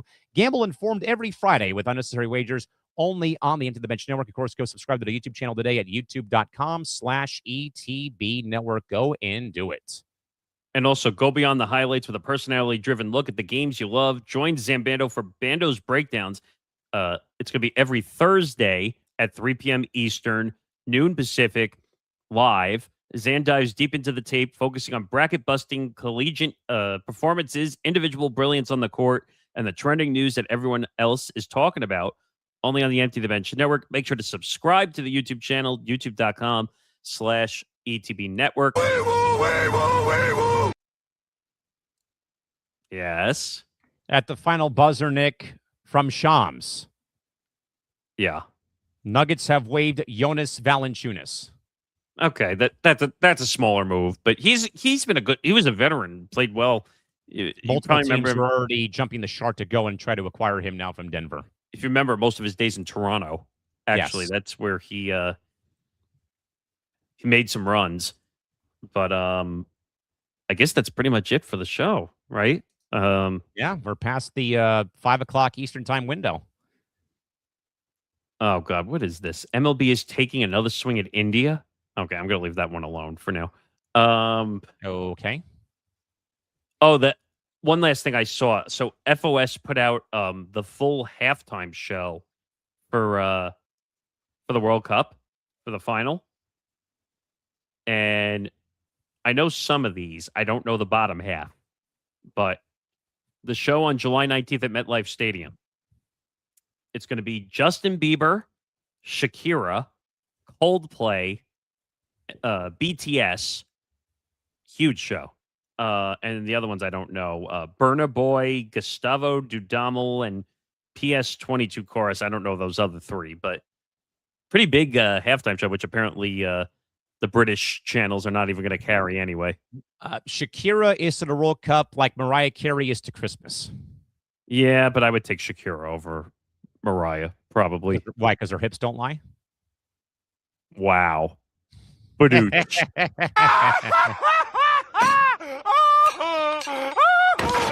And that, my friends, is how we end the show today. Yeah. Who would have thought the show would end on a hips don't lie joke? But that'll do it for the show. Make sure you follow us on social media at Press Row ETB across all social media platforms, Twitter, Instagram, maybe TikTok in the sometime distant future. Follow the Empty the Bench Network at ETB Network, Twitter, Instagram, TikTok at ETB Network. Subscribe to our YouTube channel, youtube.com/ETB Network. 1,135 subscribers and counting. So please subscribe, like this video or this episode, hit the notification bell so that you get alerts of every show we are doing on this network, whether it's Press Row, whether it's Callan's Cranium, whether it's ETB Sports, whether it's Bando's Breakdowns, Fight IQ, Between the Ropes.